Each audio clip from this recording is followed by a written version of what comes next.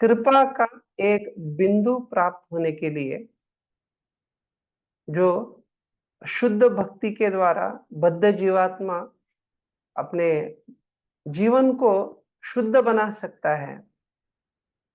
तो इसलिए जो ऋषभानु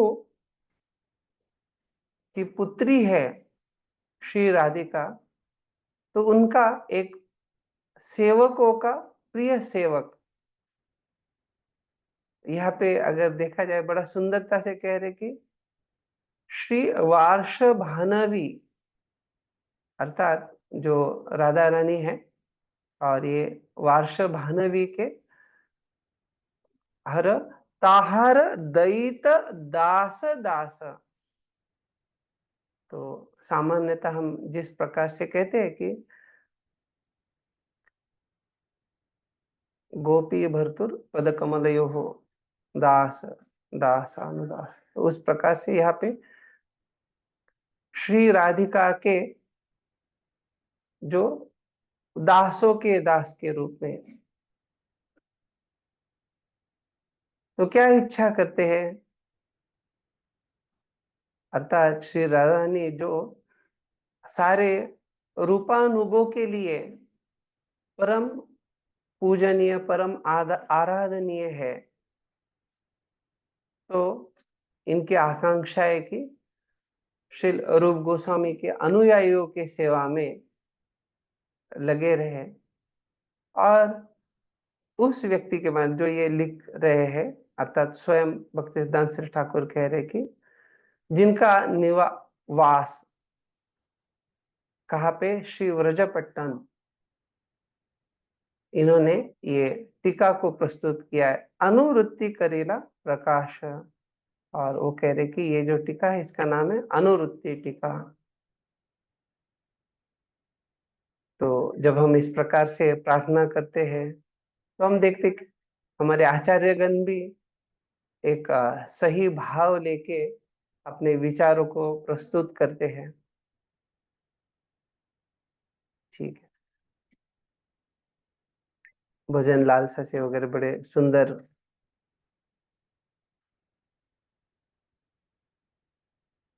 पद है, जैसे हरि हे प्रपंच पड़िया अगति हैया, न देखी उपाय आर, अगतिर गति चरणे शरण, तोमाहे करीनु सार। किस प्रकार से प्रपंच पौड़िया, हम जो है ये भौतिक संसार में फंस गए, पतन हो गया है, और उसके कारण जो है अगति हैया, किसी प्रकार से गति या मार्ग नहीं दिख रहा है, और न देखी उपाय, और क्या उसके लिए कोई उपाय भी नहीं, समाधान नहीं। अगतिर गति चरणे शरण, तोमाय करिनु सार। तो केवल आपके चरण कमलों के आश्रय के बिना दूसरा कोई आश्रय नहीं है, और इसीलिए तोमाय करिनु सार, अर्थात आपके चरण कमल ही, या आप ही, तुमाय, आप ही जो है, ये मेरे लिए सब कुछ है। तो ये श्लोक जो हम चर्चा करें श्री उपदेशामृत का, इसके ऊपर जो है श्रील भक्ति विनोद ठाकुर कहते हैं, अत्याहार प्रयास प्रजल्प जन संग, लौल्यादि नियमाग्रह, हले भक्ति भेद। जब इस प्रकार से कोई जरूरत से ज्यादा संग्रह करता है, जरूरत से ज्यादा प्रयास करता है, प्रजल्प अर्थात जे जो कुछ काम का नहीं है, ऐसे बातों को करना, गॉसिप, और जन संग, अभक्तों का संग करना, चंचल मन, और नियमाग्रह, इसमें नियम अग्रह और नियमाग्रह, तो नियमों को गलत ढंग से लगाना, और कभी कभी जो है वो नियमों को लेके उसको आसक्त हो जाना, जिससे कि भक्ति को प्राधान्यता न देना। तो यहाँ पे हम देख रहे हैं क्या बता रहे हैं। गृह त्यागी जनेर संचय अत्याहार, अधिक संचारी गृही वैष्णवेर क्षर। तो कह रहे गृह त्यागी जनेर, जो सन्यासी है, गृह को त्याग दिए हैं, उनके लिए जो कुछ संचय है वो अत्याहार है। तो आप में से कोई बता सकते हैं क्या कि चैतन्य महाप्रभु की लीला में कहाँ पे इस प्रकार से बड़ा सुंदर उदाहरण प्रस्तुत किया गया है कि इस प्रकार से संचय नहीं करना है, या अन्य कोई आपको जो उदाहरण।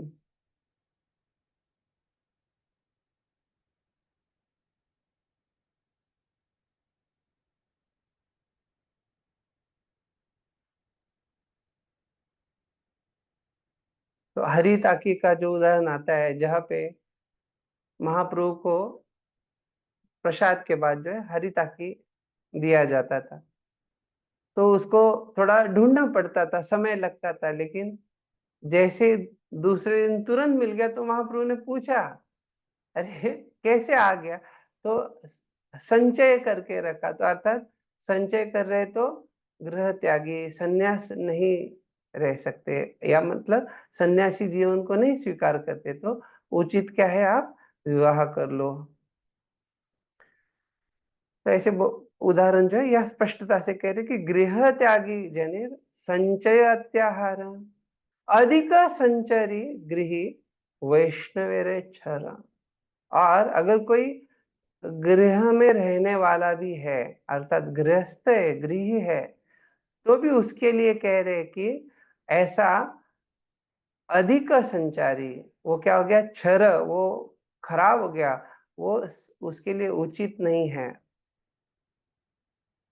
भक्ति अनुकूल नय से सब उद्यम, प्रयसन में ते तर प्रकाश विषम। अगर कोई ऐसे प्रयास कर रहा है कि जो भक्ति के लिए अनुकूल नहीं है, तो कह रहे भक्ति अनुकूल नय नहीं है, से सब उद्यम, और ऐसे सारे उद्यम कार्यों को प्रयास नामित, उसका नाम दिया गया प्रयास।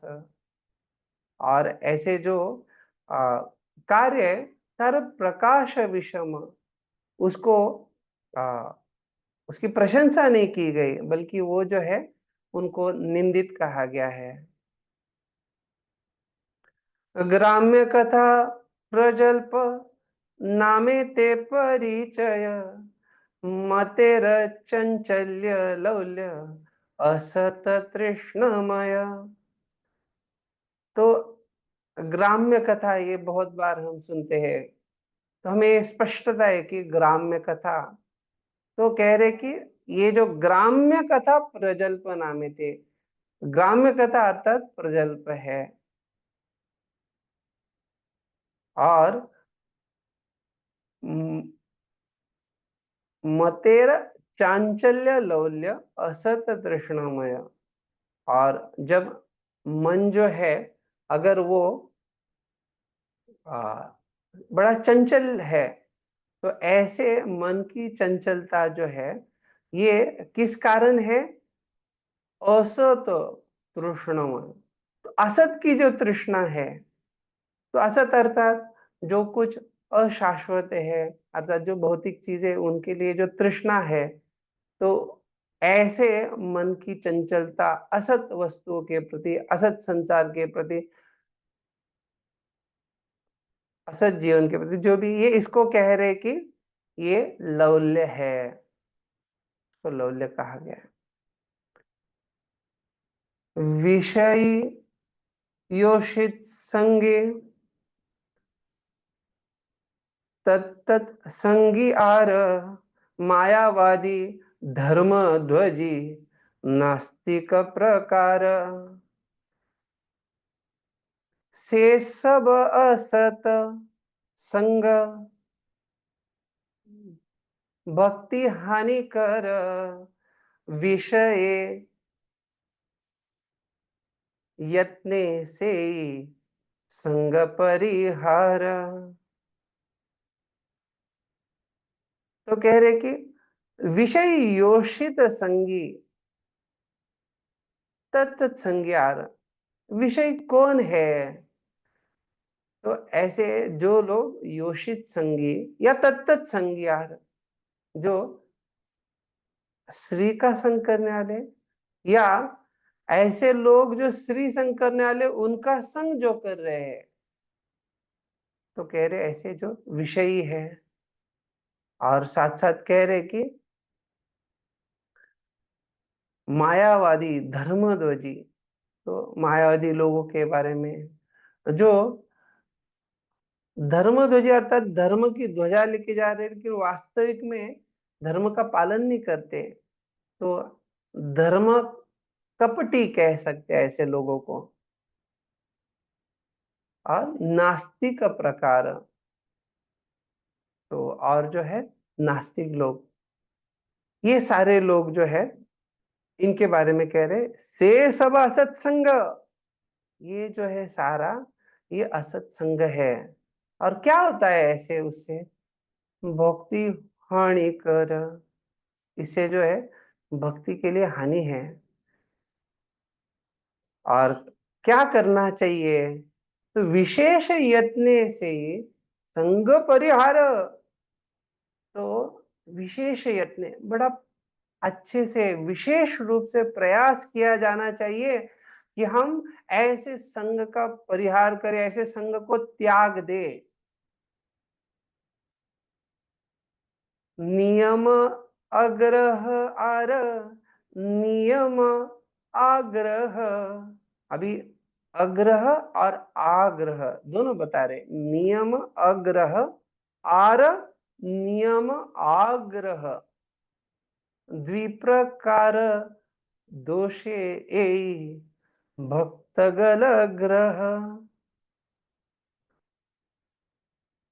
तो कह रहे कि ये द्विप्रकार दोष, तो ये दोनों दोष है। और ये दोनों जो है ये कह रहे कि भक्त गल ग्रह। तो पहला तो क्या बता रहे कि नियम अग्रह, नियमों को जो है ये दुर्लक्षित करना। और दूसरा जो है नियम आग्रह, उस नियमों का आग्रह करना, अरे ये होना ही चाहिए। अर्थात ये दोनों प्रकार से इसको बता रहे हैं। तो अभी आप में से कोई भक्त बता सकते हैं कि ये अग्रह और आग्रह, इनको अगर आपको याद रखना है तो कैसे याद रखेंगे? अभी तो ठीक है, आप बोलेंगे हाँ अभी हमें समझ में आ रहा है, लेकिन अगर आपको याद रखना है या बाद में आपको कोई पूछता है कि बताइए नियमाग्रह मतलब क्या है,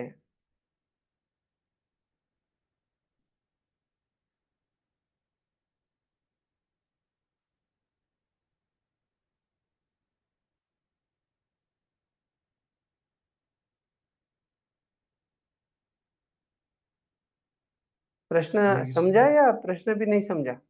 समझा ना? हरे कृष्ण। हाँ, यस प्रोजेक्ट। जितना रोज मैं समझा कि याद रख सकते हैं कि नियम आग्रह जो है, तो मतलब कि नियम से ज्यादा भक्ति का जो है वो होना चाहिए महत्व, इसीलिए आग्रह नहीं होना चाहिए और अग्रह हो सकता है। हाँ। दोनों नहीं बोल रहे आप दोनों ठीक है। यहाँ पे दोनों को क्या कहा गया है? द्विप्रकार दोष। तो आपको ये नहीं बताना है कि एक से दूसरा अच्छा है, तो ठीक है। यहाँ पे पहला तो हमें ये समझना चाहिए कि जब ये अग्रह या आग्रह, ये दोनों शब्दों में ग्रह आता है। और आप अगर सुने रहेंगे कि ग्रहण करना या स्वीकार करना, तो ग्रह को जब अ लगाया जा रहा है तो उसका अर्थ उसके उल्टा हो जाता है। तो ग्रह का अ लगाया गया तो अग्रह अर्थात क्या हो गया, उन नियमों को दुर्लक्षित करना या उनका पालन नहीं करना। और जब उसको आ लगाया जा रहा है तो अर्थात उसका ये कहा जा रहा है कि ये आग्रह अर्थात आपको वो करना ही है। जैसे कभी कभी भक्तों को जो है प्रसाद या ऐसे कुछ कोई देना चाह रहा है, तो उस व्यक्ति का इच्छा है नहीं है, लेकिन बड़ा आग्रह से बहुत इसे दिया जाता है कि खाओ।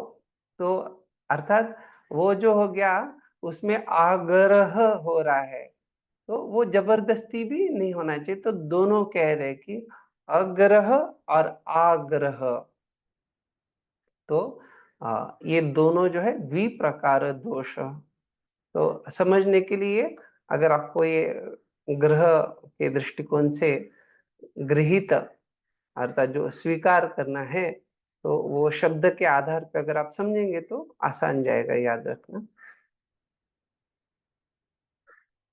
एके स्वाधिकारगत नियम वर्जन, अरे अन्य अधिकार नियम ग्रहण। तो बता रहे ये दोनों के बारे में जो यह चर्चा है, एक में जो है नियमों को वर्जन वर्जित किया जा रहा है, पालन किया नहीं जा रहा है। और दूसरा बता रहे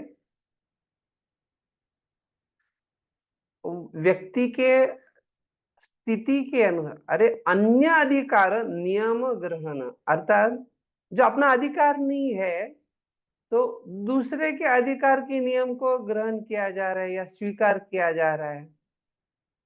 तो स्पष्टता क्या है कि अपने अधिकार के अनुसार ही नियम को ग्रहण करना चाहिए, पालन करना चाहिए। तो इसलिए एक स्वाधिकारगत नियम वर्जन, अपने लिए जो नियम है उसको त्याग करना वो भी गलत है।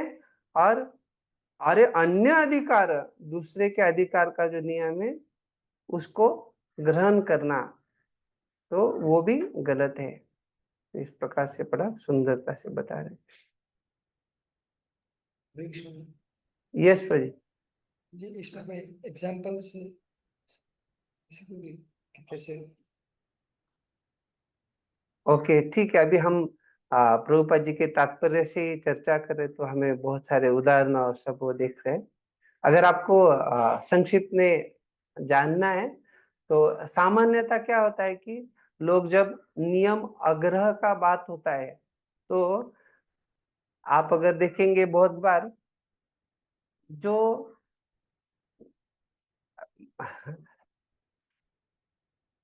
जैसे एकादशी पालन है वगैरह, तो मैं जो अभी उदाहरण दे रहा हूँ तो किसी मतलब वो वास्तविक हुआ इसलिए मैं बता रहा हूँ, लेकिन किसी को इंगित करने के लिए, दोष दर्शन के लिए नहीं।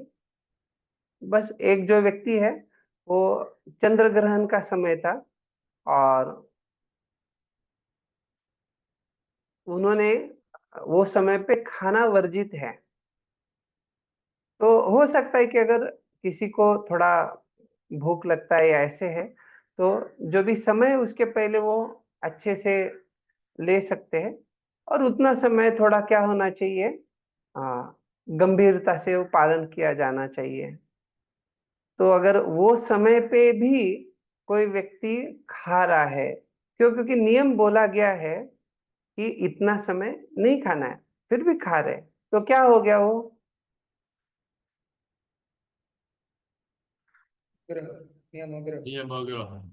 नियम आग्रह हो गया। और ये आग्रह, मैं बस वो अभी कुछ व्यावहारिक रूप से ऐसा कुछ घटित हुआ मेरे सामने, इसलिए मैंने वो आपको एक उदाहरण बताया। लेकिन ऐसे कई सारे उदाहरण है कि जहाँ पे हम देखते हैं कि व्यक्ति को पता है कि हाँ ये बोला गया है निर्जला एकादशी है या ये तपस्या करना है, या कई सारी चीजें होती है। ये भी एक तपस्या है कि जब हम भक्तों के संग में रहते हैं, कुछ चीज हमें पसंद है, हमें मीठा कुछ पसंद है, दूसरों को भक्तों को भी पसंद है, और सबके लिए एक एक ही उपलब्ध है, उतने ही मात्रा में वो बनी हुई है। लेकिन हम क्या कर रहे हैं, हम उस नियम को पालन नहीं करना चाहते। किसी ना किसी प्रकार से क्या होता है, हम उस नियम को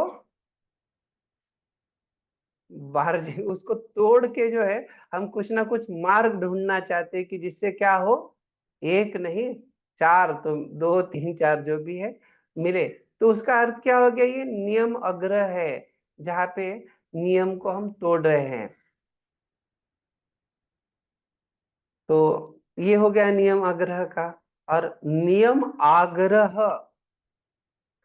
तो देखा जाए तो यही उदाहरणों को लेके, जैसे हमने एकादशी का उपवास का बात कर रहे थे, तो भक्तिमय जीवन में जो है, हमें ये देखना चाहिए कि कोई भक्त हर एकादशी निर्जला एकादशी करे, लेकिन कुछ भक्त है जिनका पित्त प्रकृति होता है, और पित्त प्रकृति के कारण वो एकादशी पूरा निर्जला करना या केवल जल पे भी करना उनके लिए बड़ा कठिन हो जाता है। लेकिन अगर कोई नियमाग्रह करेगा कि आपको तो करना ही होगा, जैसे कभी कभी आप अगर एकादशी महात्म्य अन्य चीजों को पढ़ेंगे, और फिर आप अगर देखेंगे, अरे पहले जमाने में तो ऐसा होता था, राजा जो है वो देखता था कि हर व्यक्ति उसका कड़ा ढंग से पालन करे, अभी भी हम ये सारे भक्तों से कड़ा पालन करवाएंगे, तो क्या हो जाएगा, नियमाग्रह, नियम आग्रह आग्रह। हो। हाँ, तो ये उचित नहीं है। तो अर्थात भक्तिमय जीवन में जो है, हम उस संतुलन को अच्छे से जानना चाहते हैं। तो अगर वो अच्छे ढंग से संतुलित किया जा रहा है, तो ये हर जगह पे हर बात में हो सकता है। अर्थात कुछ कुछ जो चीजें हैं, जैसे अ, कोई भक्त जो है वो सुबह 1:30-2 बजे उठ जाते हैं, और उनका जो है मंगल आरती के पहले 16 माला या भी ऐसे अच्छा माला हो जाता है, और फिर हो सकता है कि सुबह 6 6:30 तक उनका और बचा हुआ 16 माला, ऐसे 32 माला कर रहे हैं, और फिर बाद में एक्स्ट्रा जो भी है। तो कुछ कुछ भक्तों का ऐसा अपना स्थिति है कि वो अच्छा खासा नाम जप कर पा रहे हैं। तो क्या सारे भक्त वैसे कर सकते हैं क्या? तो हर एक का अपना जो स्थिति है, जैसे कुछ कुछ भक्तों का रात में विग्रहों का सेवा है, तो उनको आ, सोने के लिए जो है वो 11 11:30 ऐसे आ, देर से सो रहे, क्या उनके लिए जबरदस्ती हो सकता है ये? तो वो नियमाग्रह हो जाएगा। तो ये संतुलित ढंग से अच्छे से सोच के निर्धारित किया जाना चाहिए कि क्या नियम आग्रह है और क्या नियमाग्रह है। ठीक है, कोई प्रश्न पूछा था, इसके उदाहरण? Yes, Prabhu. ठीक है, तभी हम जो है हाँ, तात्पर्य में जो दिया है उसको संक्षिप्त रूप से जानने का प्रयास करेंगे। तो प्रभुपाद जी तात्पर्य हमें भगवान के 3 शक्तियों के बारे में बता रहे हैं। भगवान जो है उनकी अंतरंगा शक्ति, बहिरंगा शक्ति और तटस्था शक्ति है। तो जब अंतरंगा शक्ति का चर्चा है, तो ये स्वयं श्रीमती राधा रानी और या लक्ष्मी देवी जो है, तो जो लोग इसका आश्रय ले रहे हैं, महात्मा पार्थ दैवीं प्रकृति, तो ये जो है वो महात्मा लोग कहलाते हैं। और जो इस प्रकार से अंतरंगा शक्ति के अधीनस्थ है, वो भक्तिमय सेवा में लगे हुए होते हैं। लेकिन वही जो बहिरंगा शक्ति के अधीन है, तो उनको दुरात्मा कहा जाता है। और वो क्या करते हैं बहिरंगा शक्ति के अधीन होके? तो वो अपनी इंद्र तृप्ति में लगे रहते हैं। तो जीव जो है तटस्थ शक्ति है, वो कहाँ पे अपने आप को स्थित करना चाहता है, उसके अनुसार वो महात्मा या दुरात्मा कहलाएंगे। तो ये त्रिविध जो तापों का चर्चा है उसमें आदि दैविक क्लेश, आदि भौतिक क्लेश और आध्यात्मिक क्लेश, तो ये आप लोग जो मूलभूत कक्षाएं होती है उसमें सीखे रहेंगे। फिर भी प्रभुपाद जी कहे तो संक्षिप्त में कि जो अधिदैविक क्लेश है, अर्थात ये देवताओं के द्वारा जो नैसर्गिक उत्पात है, जैसे धरनीकंप है, चक्रवात तूफान आते हैं, या कहीं पे ड्रॉट, ये सूखा आ जाता है, अकाल आ जाता है, ऐसे कई अन्य सारे जो है वो आदिदैविक क्लेश है। आदि भौतिक क्लेश अर्थात जो अन्य जीवों के द्वारा, वो मच्छर हो या बेडबग, तो अन्य अन्य प्रकार के जीव जो है अगर परेशानी कर रहे हैं तो हो गया वो आदि भौतिक क्लेश। और जो क्लेश हमारे अपने शरीर और मन से होता है उसको आध्यात्मिक क्लेश कहा जाता है। तो उसमें शरीर के द्वारा अलग अलग प्रकार की बीमारियां, बुढ़ापे की समस्याएं, या बहुत सारे अलग अलग जो समस्याएं वो शरीर के द्वारा। मन के द्वारा हम देखते कि लोग मनोवैज्ञानिक के पास जाते, क्यों? क्योंकि मन जो है उनको मन की चंचलता, मन के कारण जो है मानसिक विकार, ऐसे कई सारे मन की भी समस्या है। बल्कि तो देखा जाए तो मन ही पहले समस्या में डाल देता है। परम आमनंती मन पर कारणम आमनंती। तो जो बद्ध जीव है, ये इसके लिए ये 3 क्लेश और 4 जीवन की सच्ची समस्या है, ये वास्तविक प्रकार के दुख है। जैसे भगवान कृष्ण भी कहते हैं जन्म मृत्यु जरा व्याधि दुख दोषानुदर्शनम। तो जन्म, मृत्यु, बुढ़ापा, बीमारी, ये जो है ये हर एक बद्ध जीव के लिए 4 समस्याएं बनी रहती है। तो ये अत्याहार जो ये श्लोक में बता रहे हैं, तो अत्याहार का अर्थ हो गया कि व्यक्ति अधिक भोजन करना, आहार भोजन। लेकिन वही आहार, इसको इस ढंग से भी समझ सकते हैं कि आहार अर्थात उसको संग्रहित करना, तो अति अत्याधिक संग्रह करना, तो अधिक भोजन करना या अत्याधिक संग्रह करना, दोनों अत्याहार का अर्थ हो गया। तो प्रभुपा जी उदाहरण बतलाते कि मनुष्य समाज में और पशु समाज में क्या अंतर है। और अगर चावल का बोरा है तो किस प्रकार से अगर पशु आएंगे तो वो क्या करेंगे, लेकिन अगर मनुष्य है तो वो क्या करेगा। तो पशु उनको जितना चाहिए वो खा के चले जाएंगे, लेकिन वही अगर मनुष्य है तो पूरा का पूरा बोरा उठा के जाएगा। तो अर्थात अपनी जरूरत से ज्यादा ये संग्रह करना जो है, ये इसको कहा गया है अत्याहार। भक्ति विनोद ठाकुर जो है उनकी टीका में ये बतलाते हैं कि बद्ध जीव जो ऐसे भोग के बिना जी नहीं सकता है। शरीर यात्रा पिचते न प्रसिद्धेत अकर्मणः। तो निश्चित रूप से शरीर यात्रा चलने के लिए व्यक्ति निष्क्रिय नहीं हो सकता, कार्य करना है। और शरीर चलाने के लिए उसको कुछ ना कुछ भोग स्वीकार करना जरूरी है। लेकिन जो निंदित है वो क्या है कि जरूरत से ज्यादा।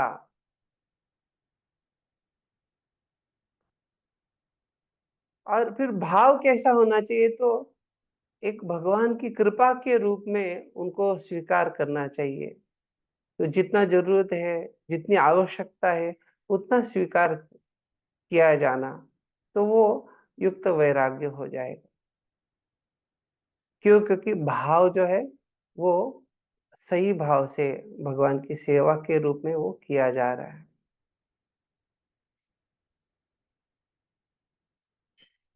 तो आप में से कोई बता सकता है क्या कि जैसे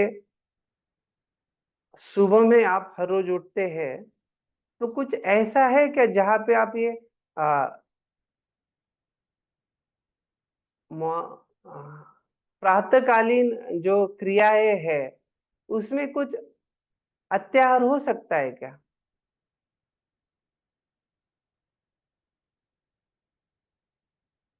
प्रातःकालीन क्रियाओं का अर्थ होता है कि सुबह उठ के मुंह धोना, स्नान करना वगैरह।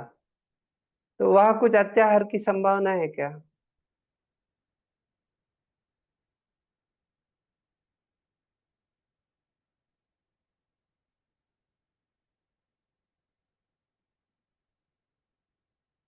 तो हम देख सकते हैं कि कभी कभी कुछ लोगों को, अगर गर्मी का समय है तो वो बहुत लंबे समय तक ठंडे पानी में स्नान करते हैं, और ठंड का समय है तो लंबे समय तक गर्म पानी के नीचे स्नान करते हैं। और अगर वो शॉवर है, ऊपर से अगर पानी आ रहा है, तो और भी उनको बड़ा अच्छा लगता है।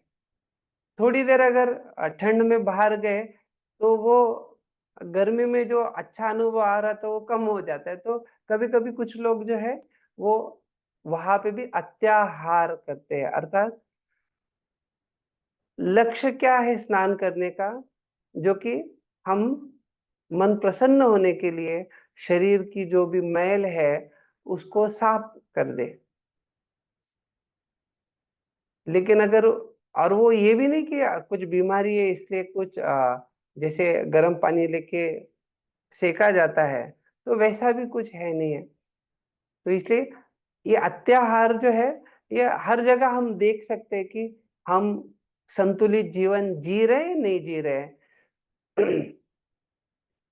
भक्ति सिद्धांत सरस्वती ठाकुर भी जो है वो कहते हैं जो ज्ञानी लोग हैं उनके द्वारा भी मानसिक तर्क किए जाते हैं, और उसके द्वारा तो ज्ञानार्जन करते हैं, ग्रंथ लिखते हैं।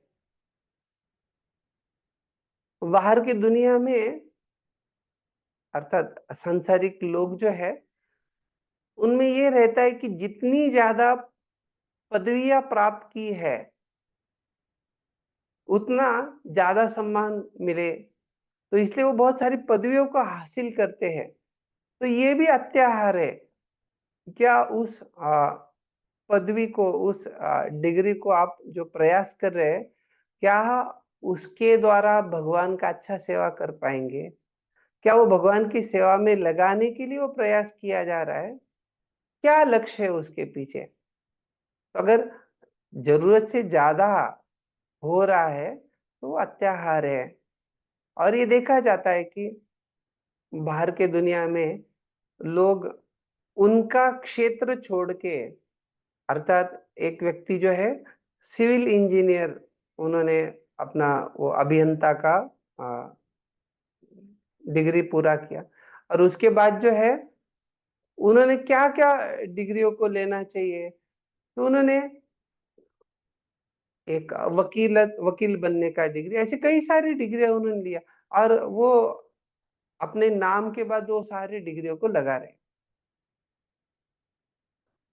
तो उसमें जो एक आनंद या उनको जो भी खुशी मिल रहा है, क्यों इस प्रकार से कर रहे हैं? क्योंकि जीवन की जो धारणा है वो गलत है। तो इसलिए यह स्पष्टता दिया गया है कि ऐसे गलत धारणा को प्रोत्साहन देना और उसी प्रकार से आगे जीना वो भी एक अत्याहार है।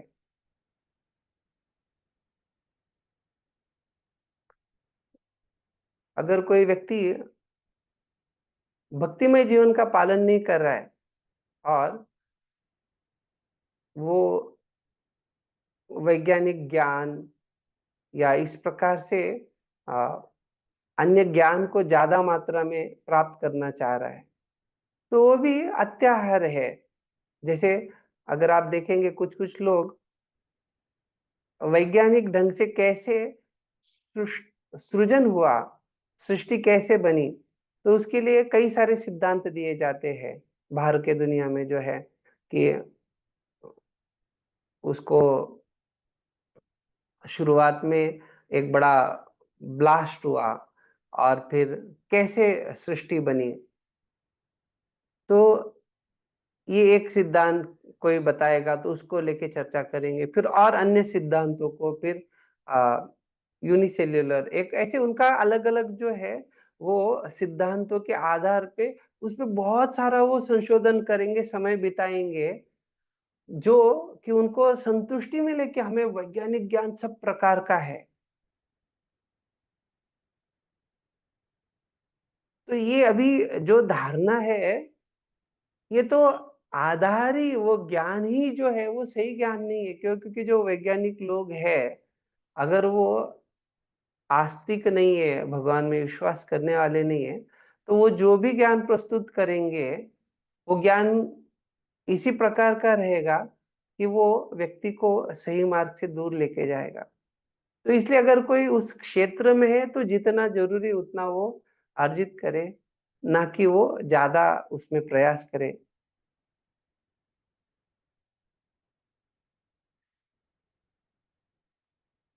धन को भी कितना मात्रा में अर्जन करना चाहिए, वो सब सही ढंग से सोचना चाहिए। तो ऐसे जो लोग भुक्ति भोग करने में इच्छुक वाले हैं, जो मुक्ति वाले हैं, जैसे भक्ति सरस्वती ठाकुर यहाँ कह रहे कि ज्ञानी लोग हैं, मानसिक तर्क करने वाले, तो ऐसे मुक्ति कामी जो है, या जो लोग सिद्धि कामी है, तो अलग अलग प्रकार से, या धन का कामना रखते हैं, तो ये सारे हो गए अत्याहारी।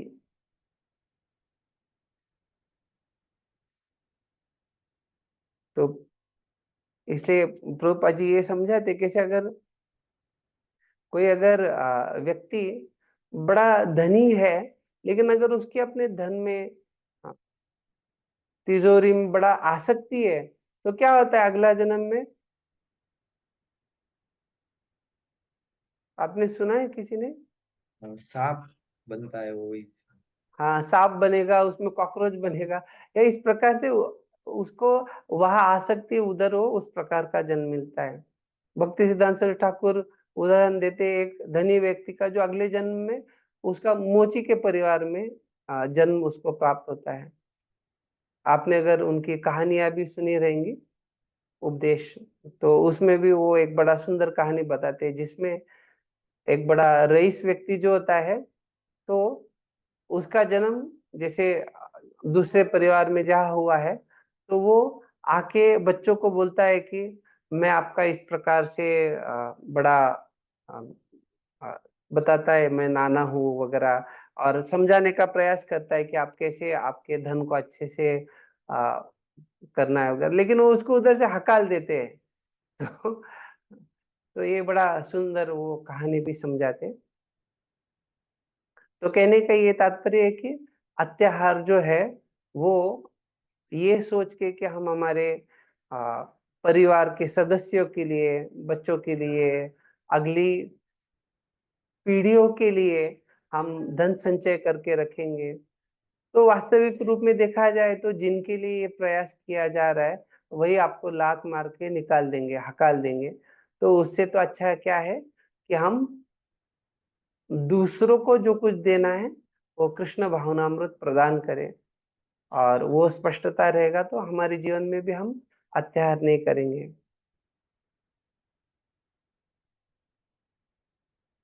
तो धन के बारे में जैसे हम चर्चा करें, तो ये वैदिक अर्थव्यवस्था में जो कुछ भी आ, धारणा होती है, तो वो भगवत भावना युक्त धारणाएं होती है।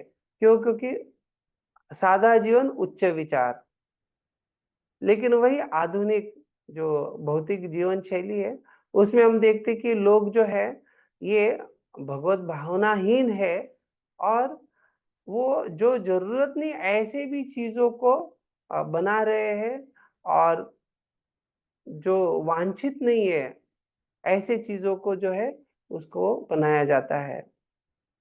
जरूरत भी नहीं और वांछित भी नहीं। तो हम देखते हैं जैसे लोग जो है तंबाकू, उनको कैश क्रॉप्स कहते हैं, अर्थात ऐसे ऐसे चीजों का उत्पाद करने का जिसमें जो है ज्यादा पैसा प्राप्त हो वगैरह।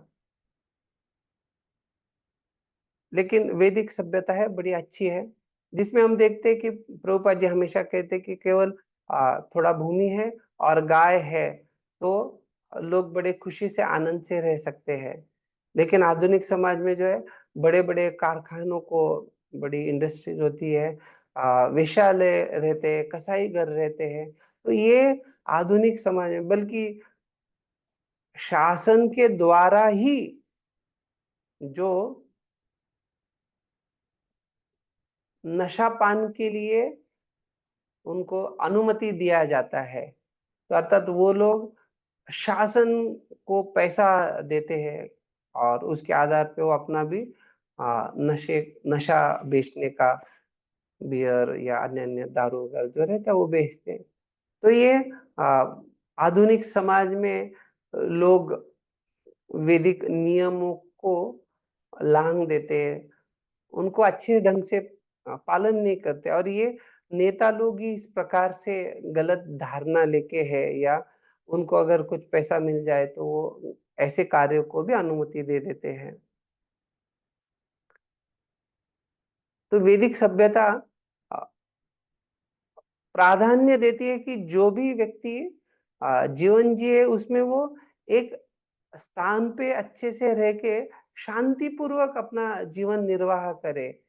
लेकिन रूपा जी कहते हैं कि आजकल के समाज में देखा जाए तो कई कई सैकड़ों मील दूरी तक लोग जो है अपने काम धंधे के लिए, जीविका के लिए वो जाते हैं। तो आधुनिक समाज में और वैदिक सभ्यता के नियम में बड़ा अंतर है, और क्योंकि लोग इस प्रकार के धारणाओं को लेके रहे हैं, इस कारण से वो ऐसे अत्याहार प्रयास, ये चंगुल में फंस जाते हैं। तो भक्ति विनोद ठाकुर प्रयास के बारे में समझाते हैं, किस किस प्रकार के प्रयास होते हैं। भोग प्रयास, कर्म प्रयास, ज्ञान प्रयास, योग प्रयास, वैराग्य प्रयास और भक्ति प्रयास। तो इसमें कौन से प्रयास जो है वो व्यर्थ है, जो नहीं करने चाहिए, और कौन सा प्रयास करना चाहिए? तो कहते कि भक्ति प्रयास करना चाहिए, लेकिन अन्य सारे जो प्रयास है वो नहीं करने चाहिए। तो भोग प्रयास, दो प्रकार के भोग, एक तो स्थूल स्तर पे भोग किए जाते हैं और दूसरे सूक्ष्म स्तर पे भोग किए जाते हैं। तो आप में से कोई बताएंगे क्या कि क्या होते हैं स्थूल स्तर के भोग और सूक्ष्म स्तर के भोग?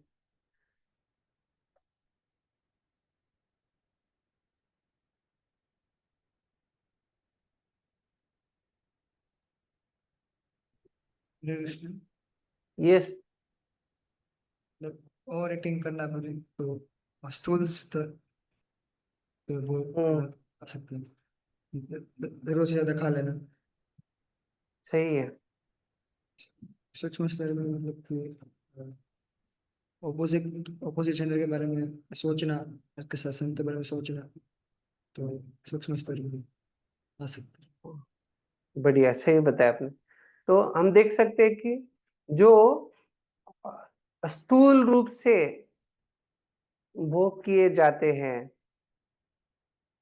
वो जिह्वा का भोग हो या अन्य अन्य प्रकार के आ, सबसे ऊपर का मैथुन भोग हो, वो हो सकता है स्थूल रूप में, या सूक्ष्म रूप में जो है कोई पूजा, लाभ, प्रतिष्ठा, उसके लिए उस प्रकार के भोग की इच्छा करे, तो ये भोग का प्रयास है। दूसरा वो कर्म प्रयास के बारे में बताते हैं। तो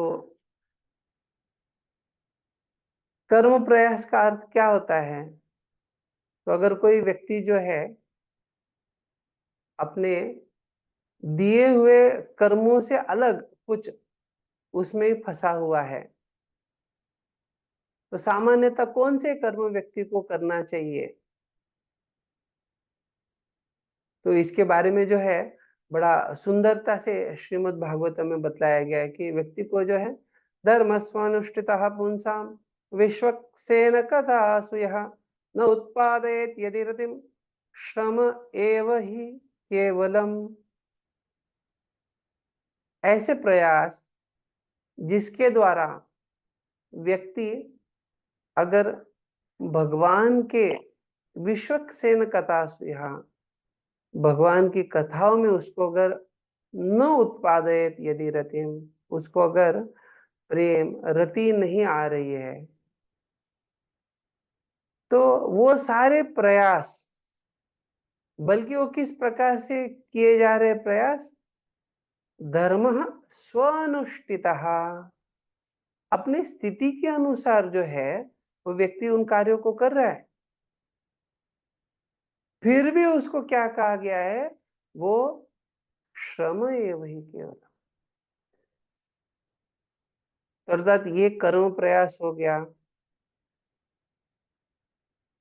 तो आप में से कोई बता सकता है क्या ये कर्म प्रयास अर्थात क्या है?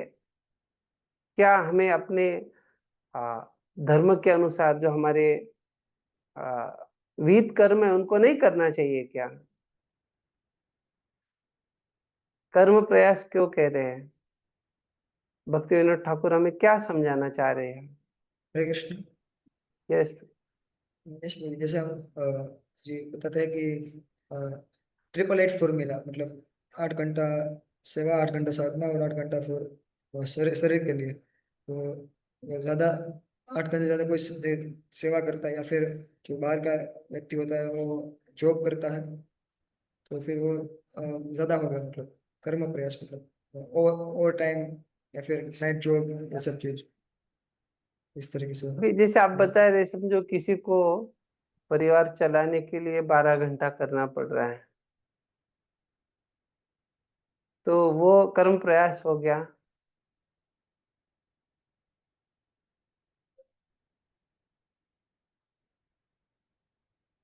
तो यहाँ पे आपका वो अच्छा है आप जो बता रहे हैं, लेकिन यहाँ पे हम जो सिद्धांत के रूप में ये समझना महत्वपूर्ण है कि अगर वो सारे जो प्रयास है, जो कर्तव्यों को निभाया जा रहा है, वो कर्तव्यों को करते समय अगर हमें ये नहीं समझ में आ रहा है कि हम ये किस लिए कर रहे हैं, हमें ये प्रयास के द्वारा भगवान के कथाओं में रुचि हमारी आनी चाहिए, हमारा जो लक्ष्य है उस लक्ष्य को हमें नहीं भूलना है। तो हम हर रोज कहते हैं क्या लक्ष्य है हमारा? कृष्ण प्रेम हम कह रहे हैं, लेकिन अगर वो नहीं हो रहा है, न उत्पादयत, तो वो सारा जो प्रयास है वो क्या हो गया? श्रम एव ही केवलम, तो वो कर्म प्रयास हो गया। ज्ञान प्रयास का जो बतला रहे, तो श्रीमद् भागवतम में जो है बड़े प्रसिद्ध श्लोक है जहाँ पे ब्रह्मा जी इन श्लोकों को बतलाते हैं। अर्थात ये कई जगह पे इन श्लोकों को उद्धृत किया जाता है। अर्थात प्रभुपाद जी ने तो बहुत बार जहाँ पे भी ज्ञान कांड का अगर चर्चा था इनको बतलाया है। तो ये दशम स्कंद के 14वें अध्याय का, जहाँ पे ब्रह्मा जी भगवान कृष्ण को प्रार्थना अर्पण कर रहे हैं, वहां पे ये श्लोक आता है। ज्ञाने प्रयासमुदपास्य नमन्त एव जीवन्ति सन्मुखरितां भवदीय वार्तां स्थाने स्थिता श्रुतिगतां तनुवाग्मनोभिर् ये प्रायशो जितोप्यसि तैस्त्रिलोक्याम्। अर्थात कोई लोग जो है स्थाने स्थिता, अपने उनकी जो सामाजिक स्थिति है वहां रह के भी अगर वो ये मानसिक तर्क की या तर्क करने की उनकी जो पद्धति उसको छोड़ दे और अपने तनुवाग मनोबिही शरीर वाचा और जो है मन के द्वारा अगर वो पूर्णतः भगवान के जो लीलाएं है कार्यकलाप है उनका अपने जीवन को इन कार्यकलापों के प्रति अगर समर्पित कर देंगे जीवंति सन मुखरिताम भवदीय वार्ताम अगर इस प्रकार से वो जीवन यापन करेंगे तो निश्चित रूप से और ये जो कहा जा रहा है किस प्रकार की ये भवदीय वार्ता भगवान की वार्ता जो है तो कह रहे सन्मुखरिताम तो ये किनके द्वारा बोली गई है तो ये जो है भगवान के भक्तों के द्वारा तो उसको बड़ा महत्व है और उससे ही व्यक्ति जो क्या कर पाएगा ये प्रायशो अजित ये प्रायशो जित वो उसमें आ, वो उसको संधि है तो देखा जाए तो प्रायशो अजित जीतोप्यसी तो ये जो अजीत है भगवान जो है जिनको जीता नहीं जा सकता है उनको भी व्यक्ति क्या कर लेगा उनको भी वो जीत सकता है तो इसलिए कह रहे कि नहीं तो भगवान जो है तेईस त्रिलोक्याम तीनों लोकों में भी उनको कोई जीत नहीं सकता तो अर्थात यहाँ पे बड़ा महत्वपूर्ण सिद्धांत बता रहे हैं कि व्यक्ति को जो है ये ज्ञान का जो प्रयास है इसको त्याग देना चाहिए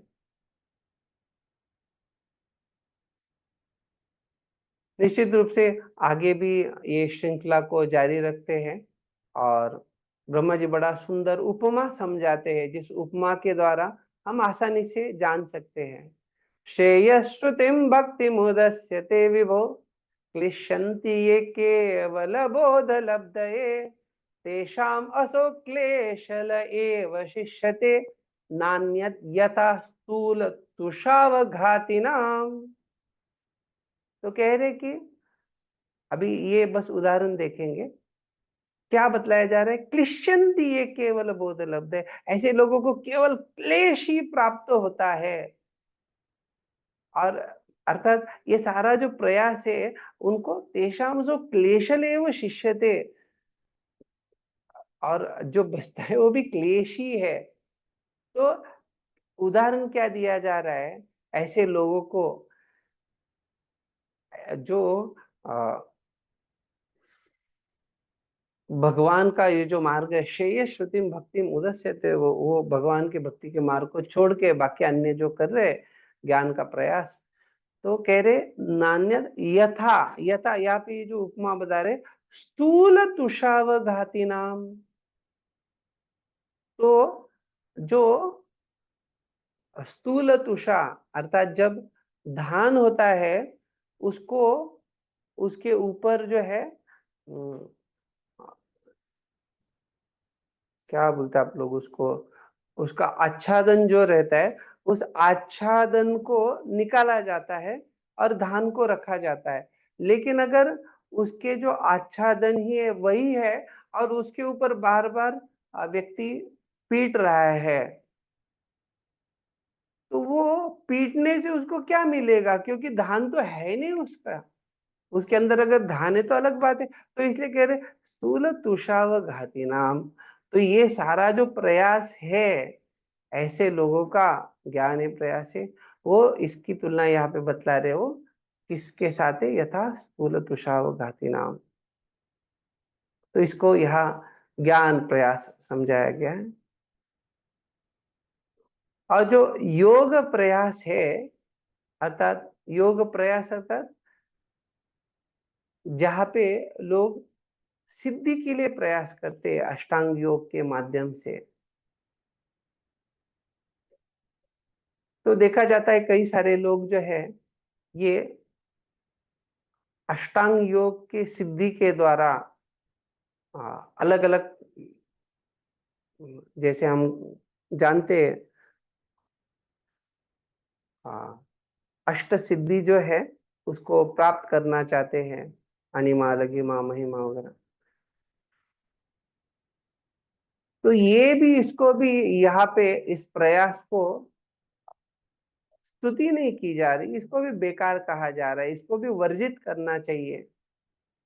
तो ये योग प्रयास को क्यों वर्जित किया जाना चाहिए, आप में से कोई बताएंगे क्या?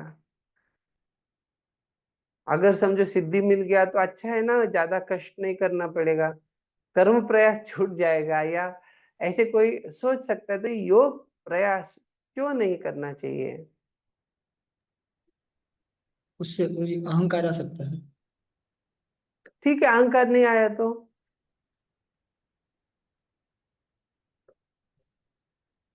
और सिद्धि में ही रखता रहेगा, वो भक्ति करने की इच्छा नहीं होगा। हाँ, तो महत्वपूर्ण है कि जो हम भगवान की सेवा में लगाना चाह रहे हैं, बल्कि जब भगवान कपिल जो है अपनी शिक्षा में बतलाते हैं कि भक्त जो है ये सालोक्य साष्टि सामीप्य सारूप्य एकत्वप्युत दीयमानम न गृह्णन्ति विना मत सेवनम जना। वो क्या कह रहे, कह रहे ये जो अलग अलग प्रकार की मुक्ति भी है वो मेरे भक्त नहीं चाहते, अगर क्या है, विना मत सेवनम जना, अगर उसमें भगवान के लिए भक्ति नहीं कर सकते तो फिर अगर मुक्ति नहीं चाहते तो ये अष्टांग योग का ये योग प्रयास योग सिद्धियां क्यों चाहेंगे? तो वो भी वर्जित है। अभी जो है, जो पांचवा प्रयास वो है वैराग्य प्रयास। तो ये वैराग्य प्रयास जो है इसको त्यागना चाहिए नहीं त्यागना चाहिए? वैराग्य तो अच्छा है ना।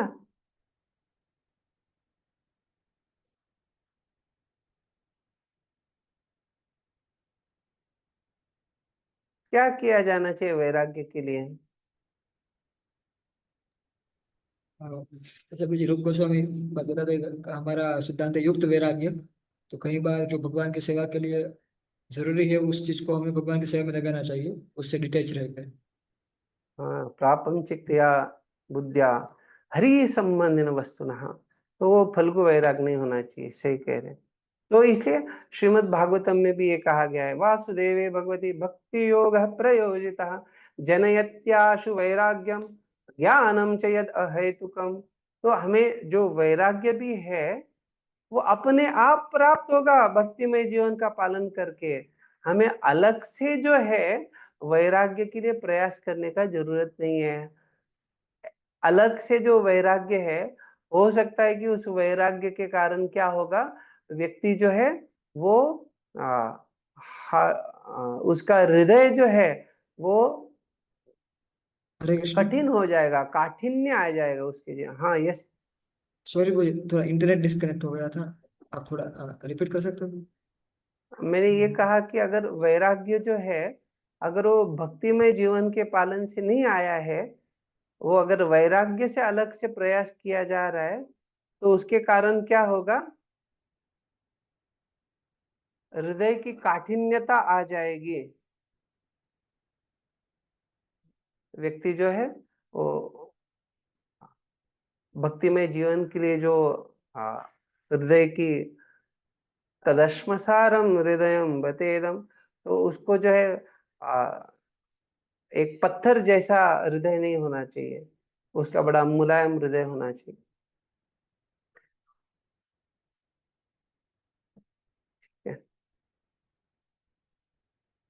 और अभी हमने ये समझ लिया किस प्रकार से अलग अलग प्रयास कौन से नहीं करने चाहिए, भोग प्रयास, कर्म प्रयास, ज्ञान प्रयास, योग प्रयास और वैराग्य प्रयास। अभी क्या प्रयास करना चाहिए, तो भक्ति प्रयास करना चाहिए। तो जो हमारे भक्ति के पालन के लिए अनुकूल है उसका ही हमें क्या करना चाहिए, अनुशीलन करना चाहिए। और यही जो है ये प्रयास, हाँ, इसकी संस्तुति की गई है। तो प्रजल्प जो है, अभी हम प्रजल्प का चर्चा करेंगे। प्रभुपाद जी बतला रहे कि प्रजल्प के अलग अलग प्रकार है। और आधुनिक समाज में जो है लोग कई सारे समाचार पत्र पढ़ते हैं, पत्रिकाएं पढ़ते हैं, उपन्यास पढ़ते हैं।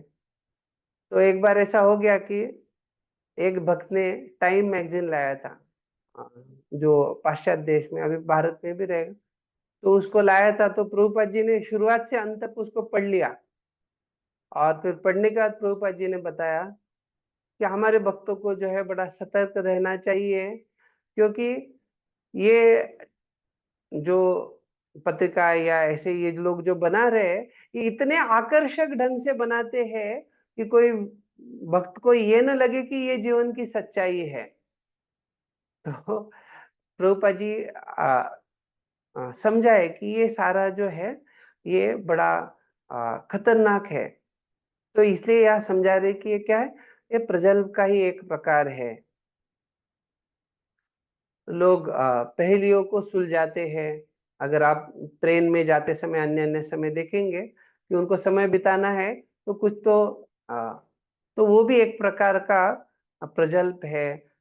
जहाँ पे हम देखते हैं कि लोग अंताक्षरी या ऐसे कुछ कुछ वो करते हैं, जो एक प्रकार से केवल भगवान के संबंध में नहीं है, वो बस क्या है, व्यर्थ ही है। कई सारे लोगों को आ, ऐसे तुच्छ कार्यकलाप करना, वो ताश खेलते हैं। अगर आप देखेंगे उनका अगर समूह है, तो वो आ, उनको शर्म नहीं आता है कि बाकी अन्य लोगों के सामने ऐसे, समझिए आप ट्रेन में या ऐसे कहीं जा रहे हैं, तो सामूहिक समाज के बाकी अन्य लोगों के सामने एक साथ बैठ जाते हैं, और वो सट्टा भी लगाते हैं। ऐसे बहुत सारी चीजें आपने देखा होगा समाज में क्या क्या चल रहा है। तो प्रभुपाद जी कह रहे हैं ये सारा प्रजल्प है। साथ साथ टीवी देखना या मोबाइल देखना, या अभी जो भी आप गैजेट्स जिसपे व्यक्ति भगवान का कुछ संबंध नहीं है, लेकिन बस चला जा रहा है। क्योंकि अभी कुछ समय पहले हमारे मंदिर के उपाध्यक्ष बता रहे थे कि कुछ अगर वो कुछ एक होम स्क्रीन, अर्थात जैसे ही आप कुछ ब्राउजर खोलते हैं तो जो शुरुआत में आता है, तो कह रहे थे कि वो कुछ ऐसे वहां पे समाचार था, और वो देखे जा रहे थे। तो जैसे ऊपर जा रहे थे, ऊपर जा रहे थे, तो क्या हुआ होगा, आप में से कोई बताएगा?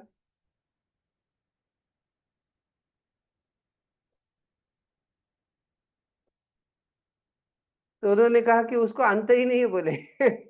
अर्थात वो जो है जितना ऊपर चला ही जा रहा था, मतलब क्या है कि ये जो भौतिक समाचार है, प्रजल की बातें, वो बहुत सारी आजकल आसानी से उपलब्ध हो जाती है। तो इसलिए हम जो भी गैजेट्स या वस्तुओं का प्रयोग प्रयोग कर रहे हैं, बड़ा सतर्क होना चाहिए।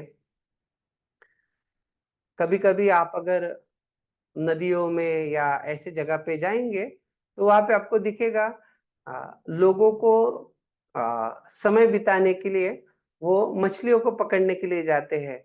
ऐसे कुछ खाने का अगर उसको बेट डालते हो और प्रयास रहता है, तो ये भी एक प्रकार से प्रजल पे व्यर्थ ही जीवन का समय बर्बाद कर रहे हैं।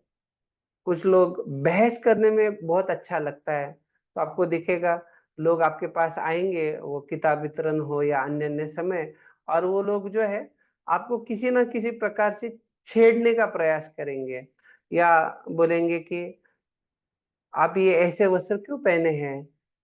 अब अगर कोई प्रामाणिकता से जिज्ञासा कर रहा है वो अलग होता है, कभी कभी लोग बहस करना चाहते हैं, तो आपको वो खुद स्पष्टता आ जाएगी कि हाँ, ये जो है ये व्यक्ति बहस कर रहा है और कौन प्रामाणिकता से पूछ रहा है। तो वो ऐसे जो अलग अलग प्रकार है, तो ऐसे बहुत सारे प्रजल के प्रकार होते हैं जिसमें हमें सावधान होना चाहिए।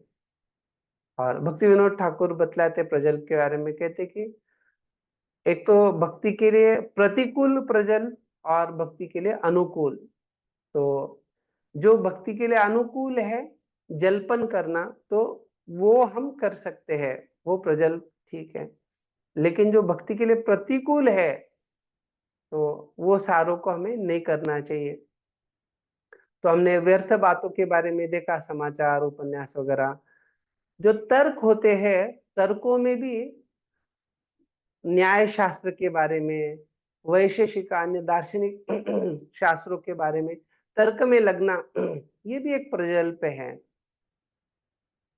कभी कभी भक्त लोग प्रसाद लेते समय, या कभी कभी आपको दिखेगा बाहर के लोग जो है वो, भक्त लोग नहीं, बाहर के लोग जो है ये दूसरों के बारे में बातें करते हैं, और वो जो बातें रहती है वो उस दूसरे व्यक्ति के प्रति जो अंदर ईर्ष्या है, या उस व्यक्ति को कैसे वो हमसे निचले स्तर में वो दिखाने के लिए प्रयास किया जाता है, तो ये भी भक्ति के लिए प्रतिकूल है। साथ साथ लोग दूसरों में जब दोष ढूंढते हैं तो ये भी भक्ति के लिए प्रतिकूल है। बल्कि चाणक्य पंडित कहते हैं कि अगर कोई सही दृष्टिकोण रखे तो वो गंदगी में भी सोना देख सकता है, अर्थात वो उसकी कीमत समझ सकता है। तो सही दृष्टिकोण रखेंगे तो हम ये दोष प्रवृत्ति से बच सकते हैं, क्योंकि वो बहुत प्रतिकूल है। झूठ बोलना ये भी भक्ति के लिए प्रतिकूल है। ये भी प्रजल्प है। वैष्णव का निंदा करना ये भी प्रजल्प है। कभी कभी किसी को हम जब प्रशंसा कर रहे तो वो क्या वास्तविक प्रशंसा की जा रही है, या उस व्यक्ति को हटाई करना, या उसका जो है आ, उसको दिखलाने का, अरे आप तो क्या है, आप तो मतलब इस प्रकार से बोलेंगे तो वहां पे वो वैष्णवता नहीं है। तो जब ऐसे जो भक्ति के प्रतिकूल ऐसे कार्य किए जा रहे वो सारे प्रजल्प में आते हैं। और इसलिए प्रभुपाद जी जब कहते कि हमें भक्ति में बड़ा गंभीर रहना चाहिए, तो गंभीर रहने का अर्थ क्या है कि जाने अनजाने में हम किसी दूसरे नवसिखिया लोगों से ये धारणा सीख जाते हैं कि हाँ, किसी को हम अगर बहुत चढ़ाएंगे या ऐसे इस प्रकार से बातें करेंगे तो वो एक्चुअली वो वैष्णवता है। तो ये गलत चीजों को सीखना और वैसे प्रजल्प में लगना बड़ा खराब है। या फिर सांसारिक बातों को करने का, अरे अभी तो पहले तो ये ठीक था कि अमेरिका चंद्रमा में जाने का बात कर रहा था, अभी तो भारत के लोग चले गए, अपने लोग, भाई बजाओ ताली। तो लोग सारा तालियां बजा रहे थे, कोई क्या क्या बहुत सारी चीजें चल रही थी।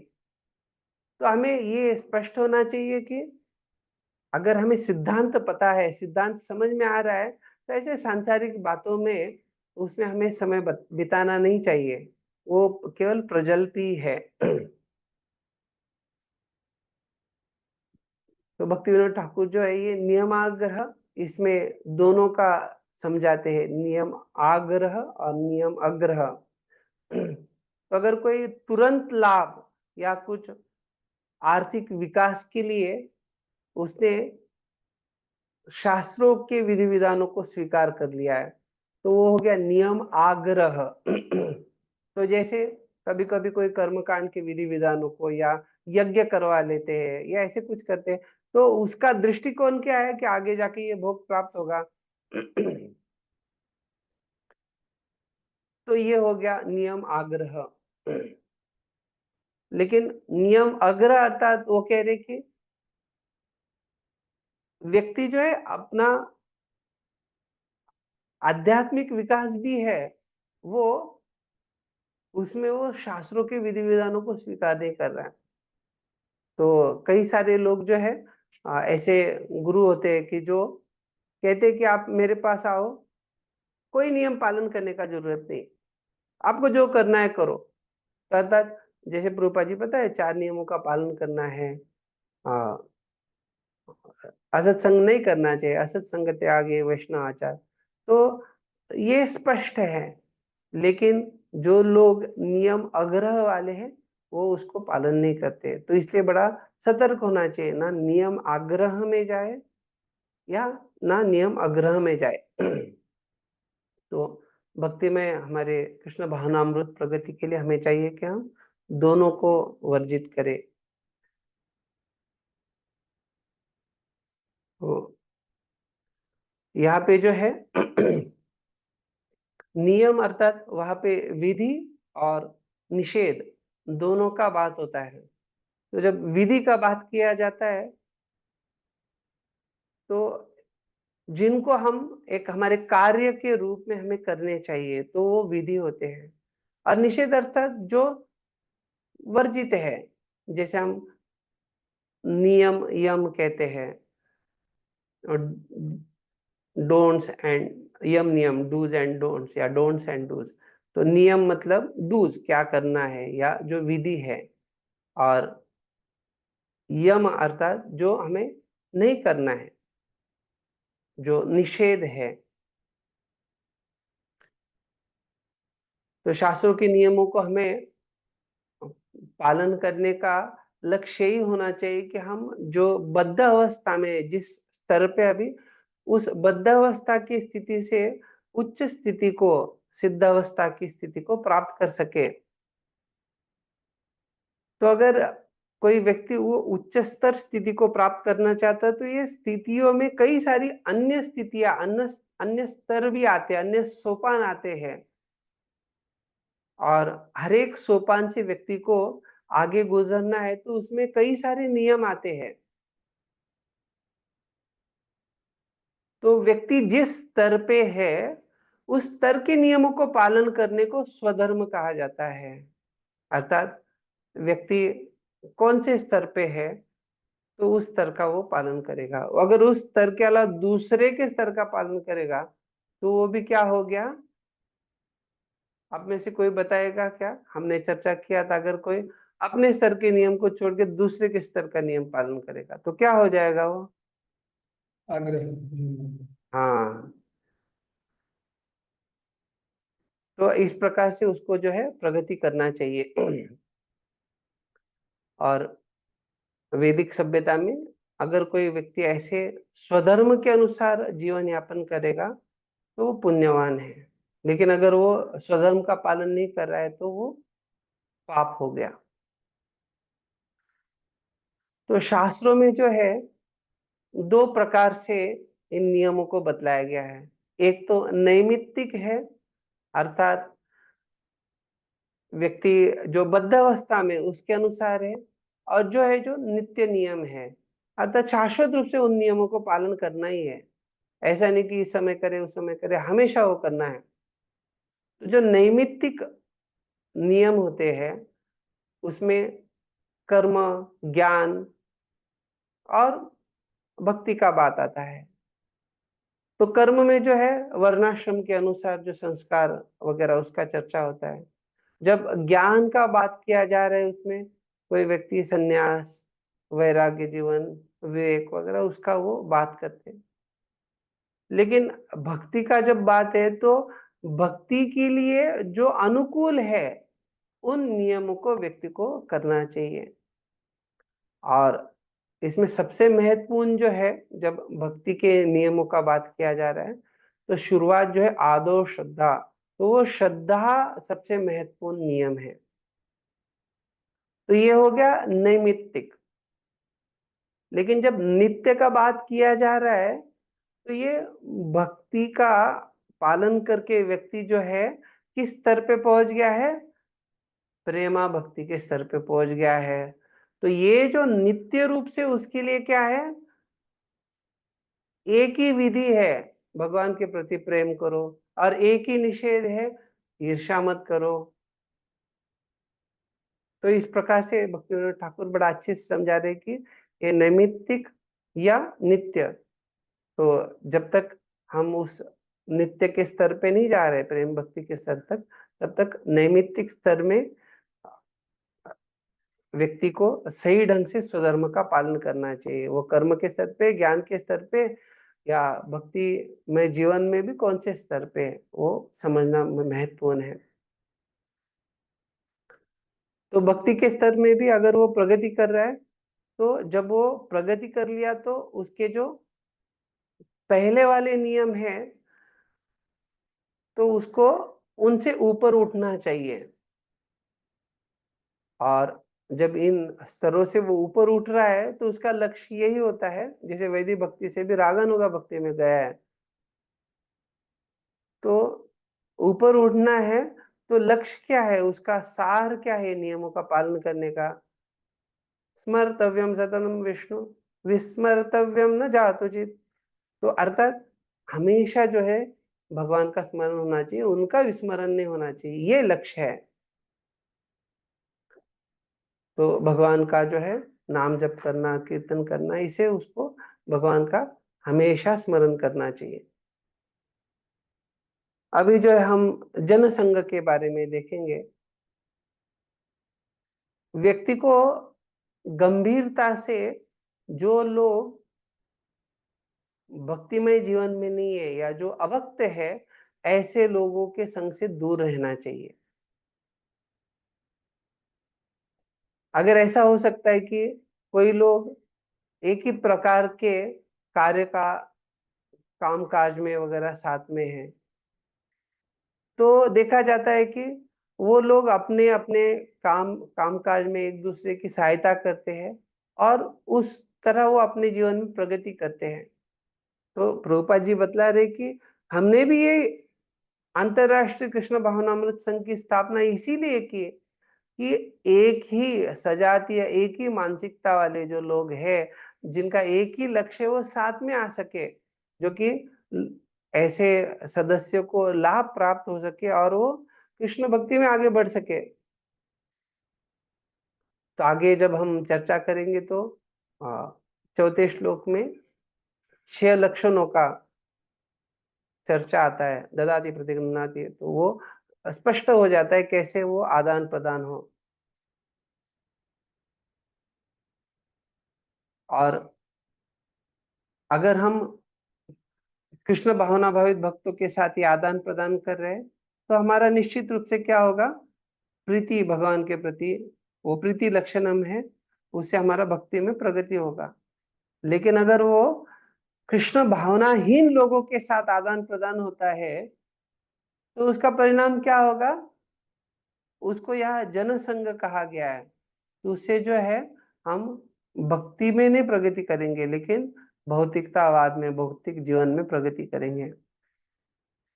भक्ति विनोद ठाकुर जो है जनसंघ के बारे में कहते हैं, किस किस प्रकार का जनसंघ होता है।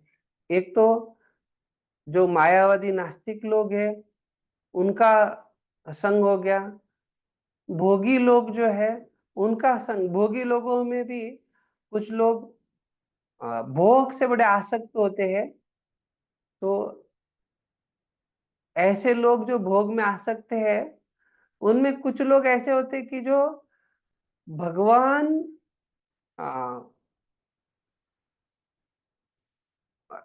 भगवान के द्वारा या भगवान को अपने इंद्र तृप्ति का एक हिस्सा बना लेते हैं। तो आप में से कोई उदाहरण बता सकते हैं क्या कि कैसे ये भगवान को इंद्र तृप्ति का एक भाग बनाया जाता है?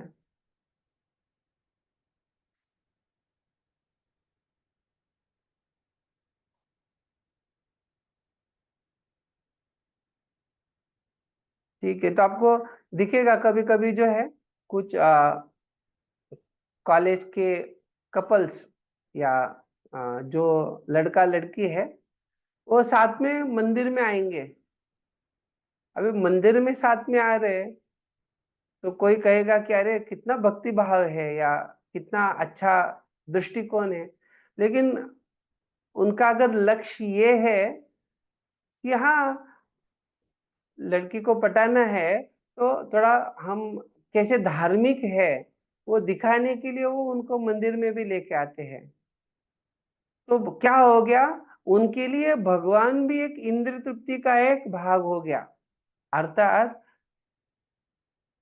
भगवान को भी उन्होंने क्या कर लिया, अपना इंद्रिय तृप्ति में सहभागी कर, मतलब भगवान को भोग नहीं अर्पण कर रहे, लेकिन अपना भोग प्राप्त करने के लिए वो भगवान को भी प्रयोग में ला रहे हैं।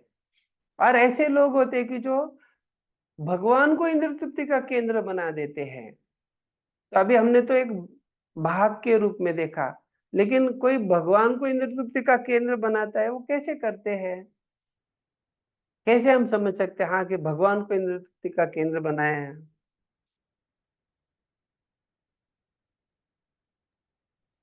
भगवान के लिए कुछ कलेक्शन करेंगे तो उसको अपने गोद में लगाएंगे। हाँ, तो बढ़िया बता रहे। तो ऐसा देखा जाता है कभी कभी लोग भगवान के नाम पे सब कुछ कर लेते हैं, लेकिन लक्ष्य तो क्या होता है? अपनी खुद की इंद्रिय तृप्ति करनी, यही लक्ष्य होता है ऐसे लोगों का। तो इसलिए वो भगवान को इंद्र तृप्ति का केंद्र बना रहे हैं। भक्ति विनोद ठाकुर कहते कि जनसंघ में ऐसे भी लोग आते हैं कि जो भोगी लोगों से प्रेम करते हैं।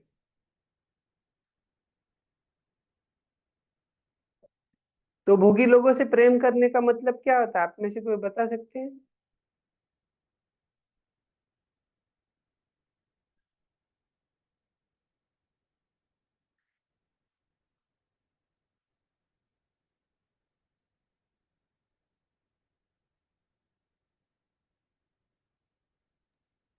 क्रिकेट स्टार या फिर बॉलीवुड स्टार, इन सब लोगों को फॉलो करना है सब।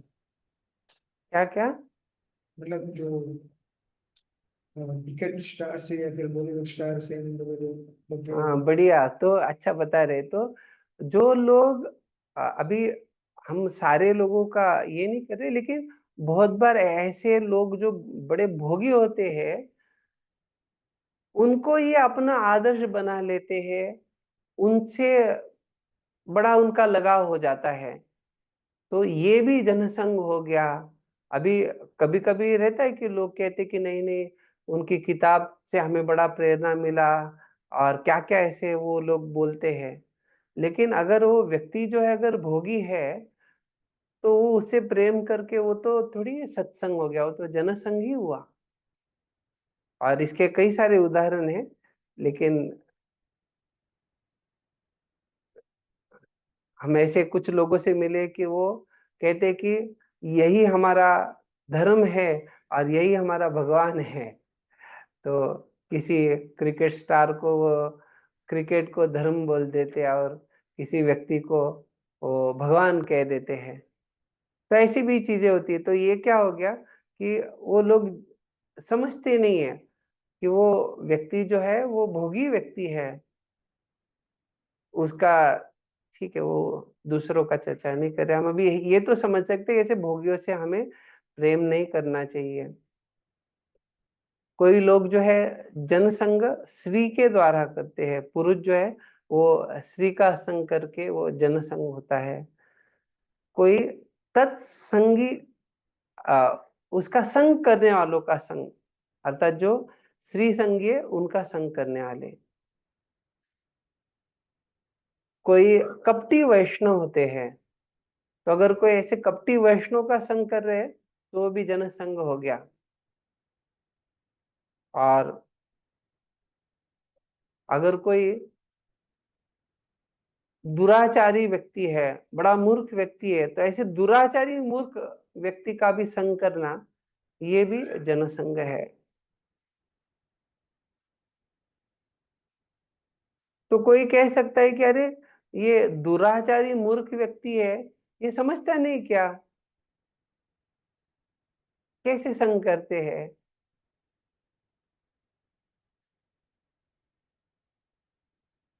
तो ये देखा जाता है कभी कभी लोगों को जो है किसी एक व्यक्ति में किसी न किसी कारण से वो उनके संपर्क में आ जाते हैं। और कभी कभी कुछ लोगों को जैसे ये जो सॉफ्टवेयर इंडस्ट्रीज या ऐसे कंपनियों में वगैरह देखा जाता है कि जो रिसेप्शनिस्ट अर्थात स्वागत करने के लिए जो लोग रहते हैं, उनका जो बात करने का ढंग, कितने नम्रता से बात करते हैं, बड़ा सटीक जवाब देते हैं। और मतलब वो उनको लगता है कि यार ये तो बहुत आदर्श लोग हैं, तो कभी कभी ऐसे कुछ लोग रहते उनमें कि उनका, कुछ लोग अच्छे भी हो सकते हैं, लेकिन कई सारे लोग ऐसे होते हैं कि वो सामने दिखते एक है, लेकिन वो बड़े कपटी और दुराचारी रहते हैं और मूर्ख भी रहते हैं। जैसे कुछ इंडस्ट्री है जहाँ पे एयर होस्टेस या ऐसे कुछ रहते हैं, तो जहाँ पे वो लोग क्या करते हैं कि बाहरी रूप से एकदम चकाचौंध दिखते हैं, लेकिन पैसा बहुत मिलता है। और जब कोई व्यक्ति जिनको पैसे का सदुपयोग कैसे करना है पता नहीं है, तो उसका आचार अच्छा रहेगा या खराब रहेगा?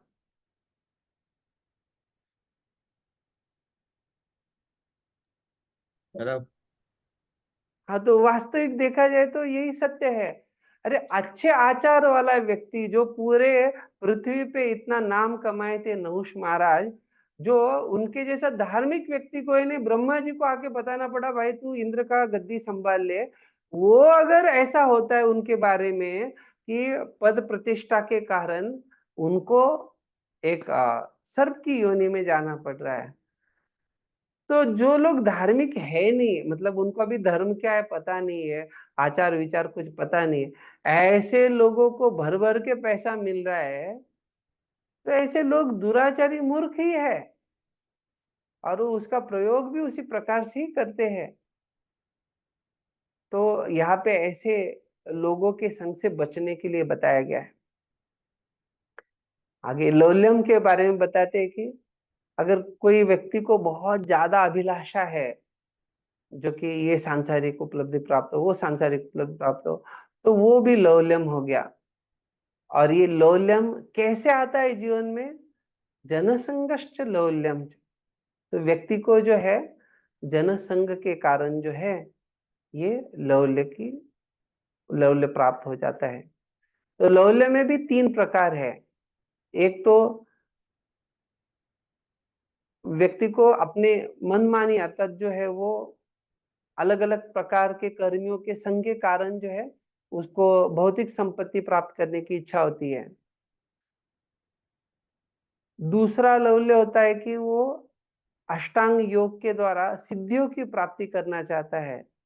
और तीसरा लौल्य है वो निराकार ब्रह्म में जो है उसको लीन होने का इच्छा है। तो कर्मकांड, योग मार्ग वाले और ज्ञान मार्ग वाले, तो ये तीनों जो है, ये तीनों प्रकार के लौल्य जो है ये बड़े खतरनाक है। तो अगर कोई व्यक्ति कर्मियों का संग करेगा तो उस प्रकार का जनसंग से ये मनमानी भौतिकतावादी संपदा प्राप्त करने का उसको लौल्य आ जाएगा। कोई अगर ऐसे योग मार्ग वालों का संग करेगा तो उसको उस प्रकार का लौल्य आएगा। और जो निराकारवादी या जो ब्रह्म में लीन होना चाहते हैं, ऐसे लोगों का संग करेंगे, ज्ञान मार्गी लोगों का, तो ज्ञान मार्ग वालों का लक्ष्य होता है निराकार ब्रह्म में लीन होना। तो ऐसे लोगों का संग करने से वो उस प्रकार के लौल्य को प्राप्त करेगा।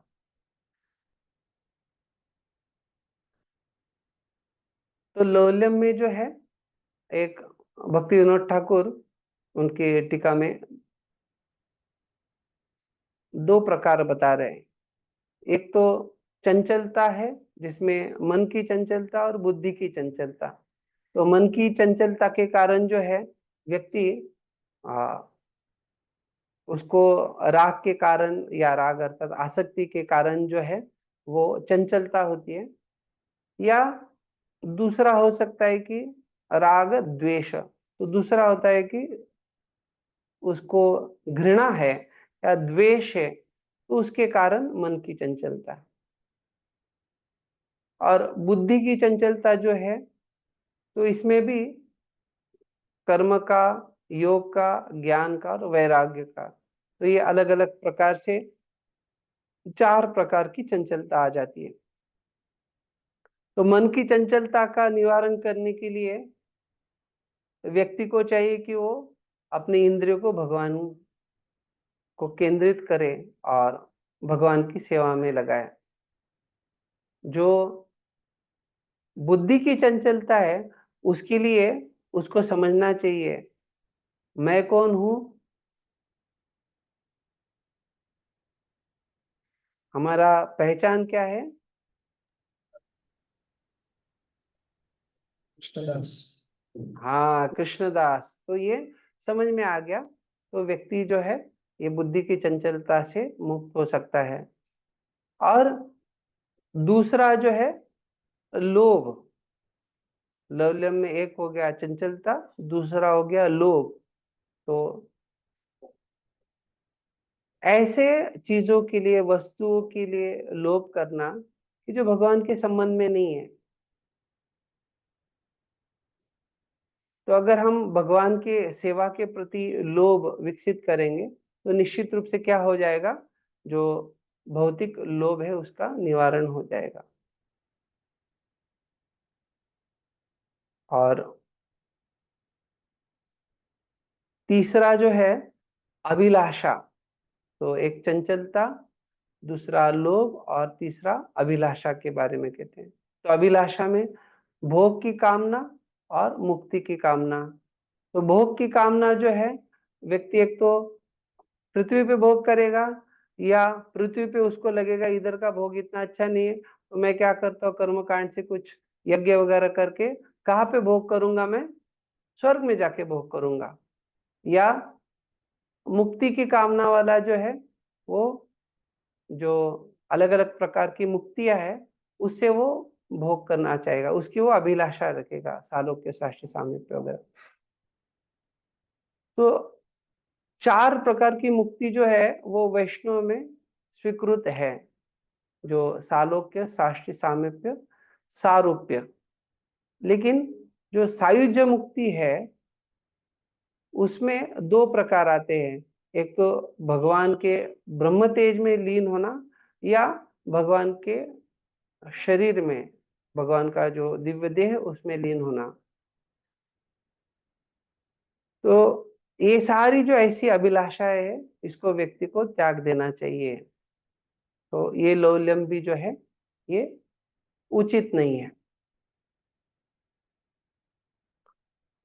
तो भक्तिविनोद ठाकुर उनका दूसरा जो टीका है जिसमें बुद्धि के बारे में कहते हैं कि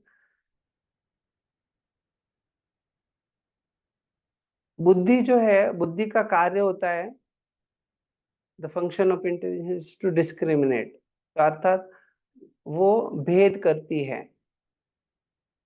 तो स्थिर बुद्धि, अस्थिर बुद्धि, भौतिक बुद्धि और आध्यात्मिक बुद्धि।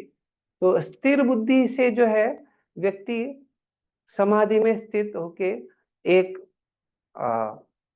उसकी बुद्धि, व्यवसायत्मिक बुद्धि एक ह कुरु नंदन, वो एक ही प्रकार होता है। लेकिन अस्थिर बुद्धि है तो उसमें बहुत सारी शाखाएं हैं, उसमें अनेक प्रकार होते हैं। तो कौन कौन से प्रकार होते हैं, उसकी अलग अलग कामनाएं होती है, स्वर्ग प्राप्ति की इच्छा होती है वगैरह। तो बहुशाखा है उसको। भौतिक बुद्धि जो है वो उसके मन के अनुसार अच्छा बुरा जो है इसके बारे में उसको विवेक प्रदान करेगी। लेकिन आध्यात्मिक बुद्धि जो है वो आत्मा के निर्देशन में अच्छा बुरा जो है उसका विवेक करेगी। तो दोनों में अंतर है, भौतिक बुद्धि में और आध्यात्मिक बुद्धि में। तो हमें बल्कि अच्छा बुरा भौतिक बुद्धि से भी हम सोचते हैं, चर्चा करते हैं, लेकिन वो भौतिक बुद्धि जो है, भौतिक स्तर का अच्छा बुरा जो है वो हमें ये भौतिक संसार में फंसाता है। लेकिन जो आध्यात्मिक बुद्धि के द्वारा अच्छा बुरा समझा जाता है वो हमें ये भौतिक संसार से मुक्त करता है। और उनका तीसरा टीका में वो बुद्धि के बारे में कहते हैं कि कोई व्यक्ति जो है अगर मिथ्या अहंकार के वश में है या वो शुद्ध अहंकार के वश में है। अगर मिथ्या अहंकार के वश में है तो उसकी बुद्धि जो है वो अस्थिर है और दूषित है।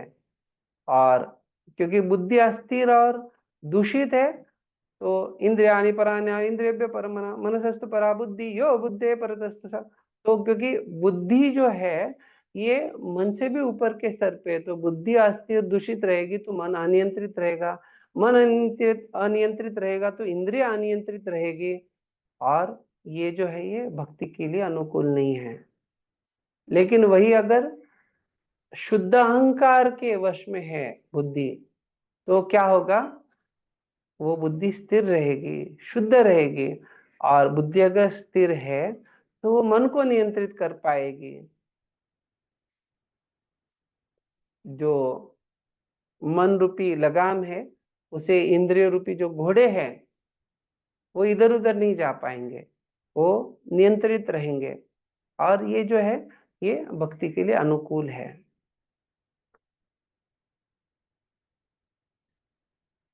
तो प्रभुपाद जी जो है ये समझाते हैं कि कैसे कभी कभी ये जो संपदा है, संपत्ति है, उसके वितरण का समस्या का चर्चा होता है। तो पूंजीवादी लोग कहते हैं कि धन मेरा है, साम्यवादी लोग कहते हैं कि धन राष्ट्र का है, लेकिन जो कृष्णवादी है वो कहते हैं कि सब कुछ कृष्ण का है। धन क्या, लेकिन आप भी कृष्ण के हो, आपका शरीर भी कृष्ण का है, सब कुछ कृष्ण का है। तो जो पूंजीवादी होते हैं उनकी धारणा है कि धन मेरा है, इसलिए वो क्या करते हैं, ज्यादा से ज्यादा धन संग्रहित करते हैं। असाम्यवादी जो लोग होते हैं, क्योंकि उनका सोच है कि राष्ट्र का धन है, तो इसलिए वो पूंजीवादियों के धन से ईर्ष्या करते हैं, और उनका ये सोच होता है कि सारे धन का जो है वो राष्ट्रीयकरण किया जाए। तो केवल जो कृष्णवादी है, जो भगवान कृष्ण के भक्त है, वही लोग जो है अत्याहार जो है वो उससे बचते हैं। अर्थात कृष्णवादी ही अत्याहार नहीं करते, बाकी अन्य जो पूंजीवादी हो या साम्यवादी हो, वो भगवान के उपदेशों का अवमानना करते हैं, अर्थात वो अत्याहार करते हैं। और इस कारण से जो है समाज में युद्ध देखे जाते हैं, समस्या देखी जाती है। प्रभुपाद जी बतलाते कैसे, अगर समझो ये साम्यवादी लोगों के पास अगर सारा धन आ जाएगा तो भी समस्या का निवारण हल नहीं होने वाला है, क्योंकि साम्यवादी लोग भी क्या करने वाले हैं, आखिरी में वो धन को इंद्रिय तृप्ति में लगाने वाले हैं, क्योंकि दोनों को स्पष्टता नहीं कि धन का प्रयोग कैसे होना चाहिए। तो आदर्श समाज का निर्माण कब होगा, जब भगवान की इच्छा के अनुसार, भगवान के नियमों के अनुसार, जैसे ईशोपनिषद में कहा गया है, ईशावास्यमिदं सर्वं यत्किंचित् जगत्यां जगत् तेन त्यक्तेन भुंजीता आग्रह कस्य सिद्धनम। अर्थात ये जो ईशावास्य तत्व है, इसके अनुसार सारे लोग जिएंगे भगवान की इच्छा के अनुसार, तो क्या है, निश्चित रूप से वो आदर्श समाज बन पाएगा, क्योंकि लोग समझ पाएंगे कि सब कुछ भगवान का है और भगवान की सेवा में लगाना चाहिए। तो ये जैसे जो राजकीय नेता है उनके बारे में कहा जाता है कि ये हमारा जन्म सिद्ध अधिकार है, स्वातंत्र या ऐसे, तो वैसे हर जीव के लिए, क्योंकि सब कुछ भगवान का है और हर जीव जो है भगवान का अंश है, भगवान का अहम बीज प्रजापिता सर्व योनिषु कौन्ते, तो वो स्पष्टता है हमें, तो हम जान सकते हैं कि हाँ, क्योंकि हम भगवान के अंश है, तो भगवान की सेवा में हमें सब कुछ लगाना चाहिए। और इसलिए सारे संसार में जो कुछ है वो सब कुछ जीवों के कल्याण के लिए है, और इसलिए जब हम वो भगवान के प्रचार प्रसार में लगाएंगे तो निश्चित रूप से, जैसे प्रभुपाद जी कहानी बतलाते हैं, या कोई अगर टाटा बिरला का बच्चा खो गया है, अगर वो उसको आप औषधियां देंगे, उसको आप कपड़ा देंगे, उसको आप खाना देंगे, तो क्या वो उसके लिए सबसे ज्यादा कल्याणप्रद कार्य है क्या, उसके लिए सबसे ज्यादा कल्याणप्रद कार्य क्या है?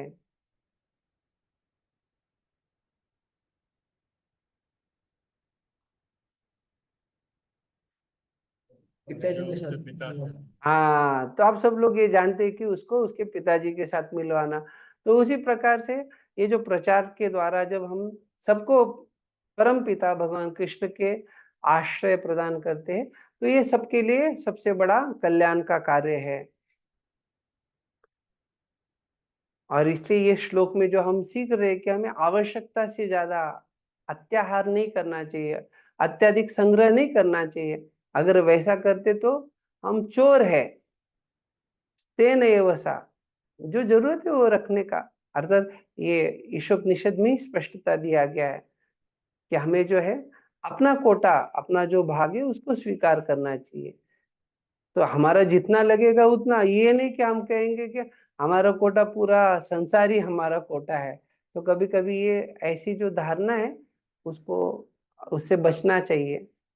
तो इसलिए प्रभुपाद जी समझाते हैं कि जब व्यक्ति ऐसे ईशावास्य का अच्छे से पालन करेगा तो ईशावास्य तत्व के पालन से निश्चित रूप से आदर्श समाज बन सकता है।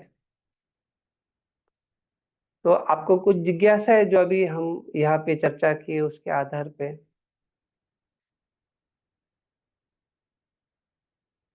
हरे कृष्ण। यस भाई।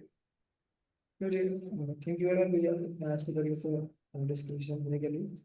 क्योंकि आपने बताया था बीच में प्रयासों के बारे में, भोग प्रयास, कर्म प्रयास, अ, ज्ञान प्रयास और योग प्रयास और वैराग्य प्रयास।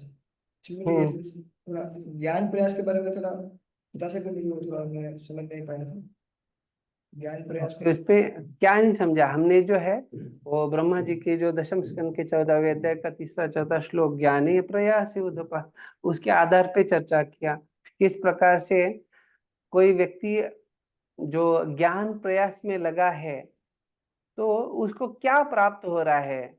उसका जो प्रयास है कैसा है, यथा स्थूल तुषाव घाती नाम, अर्थात जिस प्रकार से कोई व्यक्ति जो है अगर भगवान की भक्ति को छोड़ रहा है, वो भक्ति क्या प्रदान करती है, श्रेयस श्रुतिम भक्तिम उदस्यते विभो, भगवान के चरण कमलों में जो भक्ति है उसके द्वारा ही वास्तविक जो है लाभ व्यक्ति को प्राप्त होने वाला है।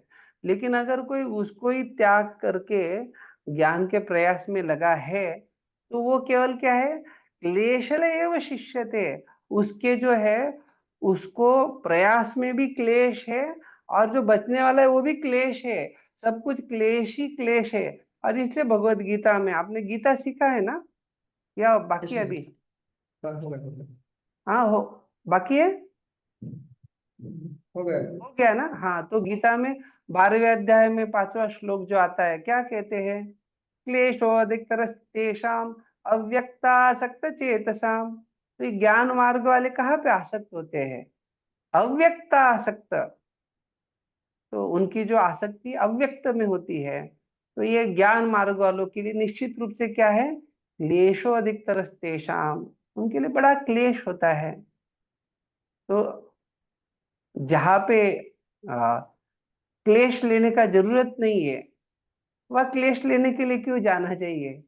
तो बता रहे कि वो उस प्रकार का ज्ञान प्रयास जो है वो कुछ काम का नहीं है। अभी अभी हम ज्ञान ले रहे अगर आप शास्त्र के बारे देखते में। हैं, हाँ, लेकिन ये ज्ञान का हम क्या चर्चा की है, हमने क्या श्लोक बताया, वासुदेवे भगवती भक्ति योग प्रयोजिता जनयति आशु वैराग्यम ज्ञानम च तत् अहेतुकम। क्या हमने देखा, ये किस प्रकार का ज्ञान है, जनयति, कैसे ये निर्माण, कैसे ये ज्ञान आ रहा है, कहाँ से आ रहा है, वासुदेव भगवती, आप जब भगवान का भक्ति कर रहे हैं ये भक्ति में ज्ञान है, भक्ति के द्वारा ये ज्ञान आया है। ये वो ज्ञान नहीं है निर्विशेष ब्रह्म का ज्ञान या कोई दूसरा भौतिक ज्ञान नहीं है, ये भक्तिमय ज्ञान है। समझ रहे आप नहीं? Yes yes yes. तो भक्तिमय ज्ञान और वो ज्ञान का उसको एक स्तर पे नहीं है, दोनों अलग अलग है। हम जब भी ज्ञान का बात करते हैं, केवल ज्ञान कांड, ज्ञान मार्ग, तो वो ज्ञान जो है वो भक्तिमय ज्ञान का बात नहीं किया जा रहा है। जैसे हम श्रीमद् भागवतम का अध्ययन कर रहे हैं, चैतन्य चरितामृत का अध्ययन कर रहे हैं, ये क्या है, ये सब भक्तिमय ज्ञान है। और ये वास्तविक रूप से हम भक्ति करेंगे तो हमारे जीवन में जनयति आशु, ये निश्चित रूप से ये ज्ञान भी आएगा, वैराग्य भी आएगा। तो इसलिए हम वैराग्य के प्रयास में भी वही चर्चा किए थे कि अगर भक्तिमय नहीं है तो वो क्या करेगा, हृदय की काठिन्यता लाएगा। तो इसलिए भक्ति के द्वारा जो भी प्राप्त हो रहा है ज्ञान वैराग्य, वो भक्तिमय है, तो वो वांछित है। जैसे रघुनाथ दास गोस्वामी है, उनके वैराग्य को चैतन्य महाप्रभु ने निंदा किया,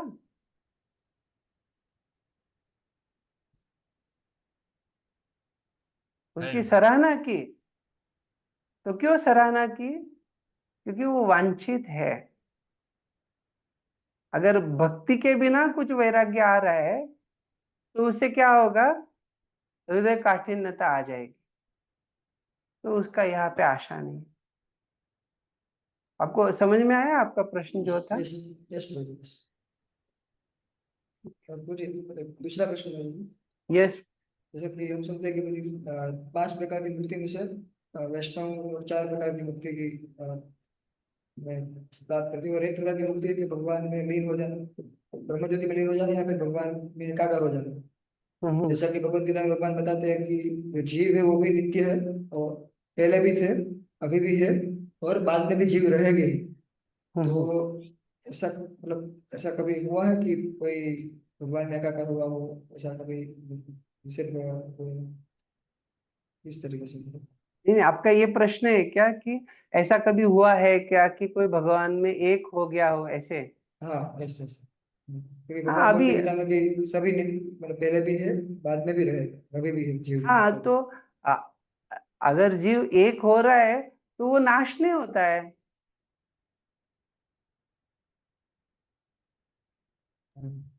आपको ऐसा क्यों लग रहा है कि ये शास्त्र में दिया हुआ है सायुज्य मुक्ति, और वो सायुज्य मुक्ति गलत दी है? ऐसा नहीं है, उस प्रकार की मुक्ति है। उसमें 2 प्रकार जो बताए गए, एक ब्रह्म तेज में लीन होना, एक भगवान के शरीर में लीन होना, ये मुक्ति है। लेकिन जब ये मुक्ति का बात किया गया है, ये मुक्ति कौन लोग चाह रहे हैं, किनको वो प्राप्त होती है? तो बल्कि भगवान जो असुरों को मारते हैं उनको भी सायुज्य मुक्ति प्रदान करते हैं। तो क्या वो श्रेष्ठ है क्या? नहीं। हाँ तो हम जब कह रहे कि भक्ति के द्वारा व्यक्ति ऐसे मुक्तियों की भी नहीं कामना करता, केवल भगवान की सेवा करना चाह रहा है, तो भगवान की सेवा में दिव्य आनंद की अनुभूति होती है। जो आनंद व्यक्ति को सायुज्य मुक्ति में नहीं प्राप्त हो सकता है। सेवा में जो आनंद है वो सायुज्य मुक्ति में आनंद नहीं है। सायुज्य मुक्ति का जो स्तर है वहां पे निश्चित रूप से शाश्वतता है, लेकिन वहां पे ये जो भगवान के साथ आदान प्रदान का आनंद है वो नहीं है वहां पे। मतलब कई बार सुनते हैं कि इस मुक्ति में हम अपने इंडिविजुअलिटी खो बैठते हैं। तो इस अर्थ में मैं पूछ रहा हूँ, तो इंडिविजुअलिटी रहती है या फिर हम अपनी इंडिविजुअलिटी खो देते हैं उस मुक्ति में? जो मतलब जो हाँ व्यक्ति अभी उस मुक्ति को वो प्राप्त करते जब हैं। उसमें विलीन हो रहे हैं तो विलीन होने से क्या हो गया, वो वहां पे उनका जो व्यक्तिमत्व है वो लंबे समय तक जो है वो वैसे ही रहेंगे। अभी कितना समय रहेंगे क्या हमें वो पता नहीं, समझ रहे? क्योंकि ये शाश्वत जीवन का जो बात है वो कब तक रहना चाहते रहेंगे, लेकिन आत्मा जो है ये भगवान का अंश है, इच्छा करता है।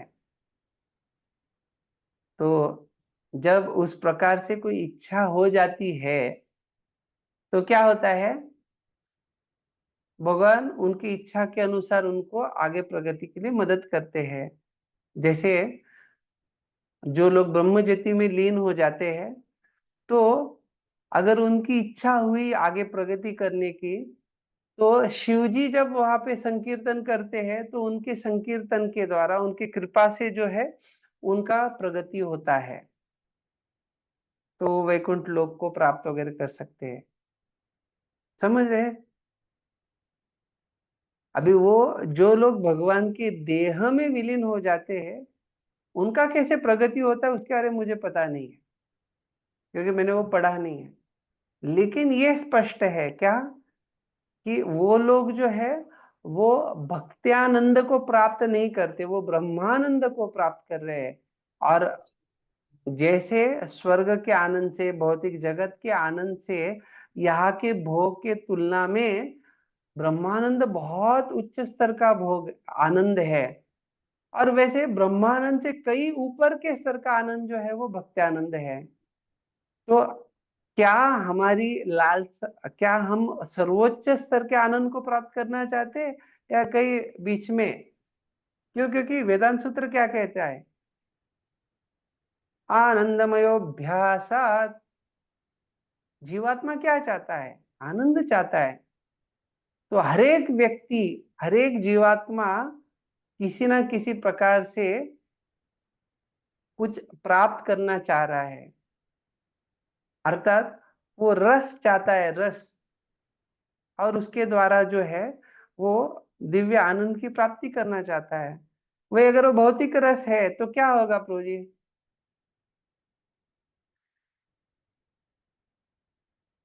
भौतिक रस में क्या होता है? क्षणिक है मतलब। मात्रा स्पर्शास्तु कौन्तेय शीतोष्ण सुख दुख। आपको वो स्पष्टता आ जाती क्या परिणाम होने वाला है, आएगा जाएगा। तो वैसे वो आप जैसे समझते कि इससे ब्रह्मानंद जो है बड़ा विशेष है, लेकिन उससे भी सर्वोच्च स्तर पे जो है ये भक्ति का आनंद है। तो वो वंचित हो जाते हैं उससे। आपको वो समझ में आया आप जो पूछ रहे थे? यस प्रभु। अभी ये अगर आप कहेंगे कि वो जीवात्मा का पतन वगैरह, वो तो जो है वो अलग ही विषय है, वो तो जीबीसी स्तर का विषय है। तो उसमें हम नहीं जा रहे हैं। हम बस इतना आपने जैसे पूछा सायुज्य मुक्ति का, तो कहाँ पे जाते हैं, दो प्रकार है, और उसमें कैसे प्रगति होता है वो भी हमने चर्चा की। ठीक है। और किसी का कुछ जिज्ञासा है?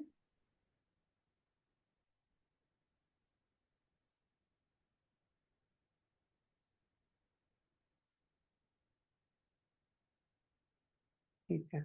तो कल के श्लोक का जो है वाचा और जिह्वा का, तो उसका जैसे मैं देवेश्वर मुकुंद प्रभु को बता रहा था, मैंने कुछ भक्तों से बात किया, लेकिन अभी तक मुझे वो कोई जो इस्कॉन के शास्त्रिक अथॉरिटी जो है उनसे अभी तक मेरा कुछ बात नहीं हुआ है। तो मैं कन्हैया कृष्ण प्रभु या जो हरिपार्षद हुए उनके मार्गदर्शन में वो आपको बताऊंगा कि वो वास्तविक रूप में ऐसे अलग से उसको क्यों उल्लेखित किया गया है, बताया गया है।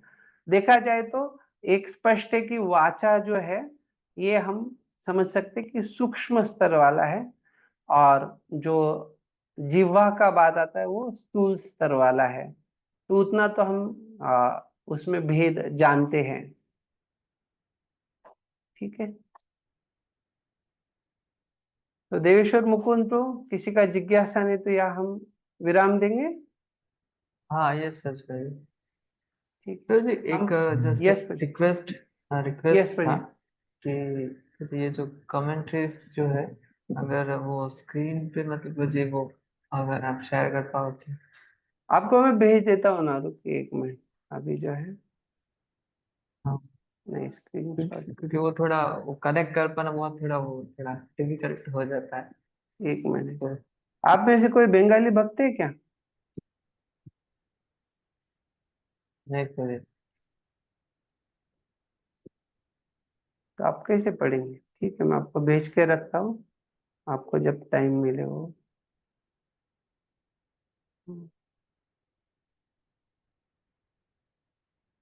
यू नो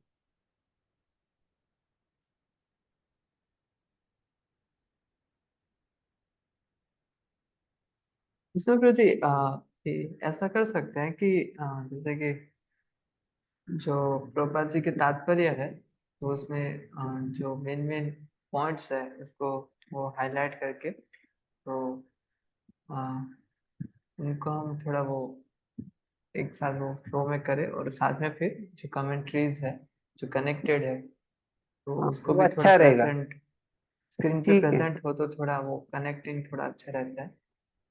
तो अगर इफ पॉसिबल अगर इस प्रकार से मिले। नहीं, हम प्रभुपाद जी का जो तात्पर्य है ना उसको देख लेंगे।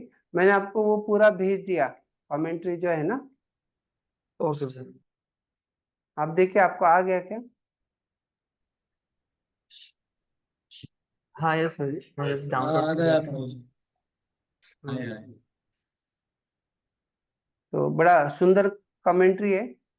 आप में से किसी भक्त को अगर वो उसमें इंटरेस्ट है तो अच्छे से पढ़ सकते हैं। अभी अगर आप खोले तो आपको वो देख सकते हैं, एकदम शुरुआत से ही सब कुछ दिया हुआ है। Yes sir. सूची पत्र देख रहे हैं आप? जस्ट पहले डाउनलोड हो रहा है। ओके ओके ठीक है। तो आपको उसमें सारी चीजें दी हुई है, निवेदन है, सब कुछ। और उसमें एक अच्छा चीज है कि आप जहाँ पे जाना चाहते हैं क्लिक करके उधर जाके पढ़ भी सकते हैं।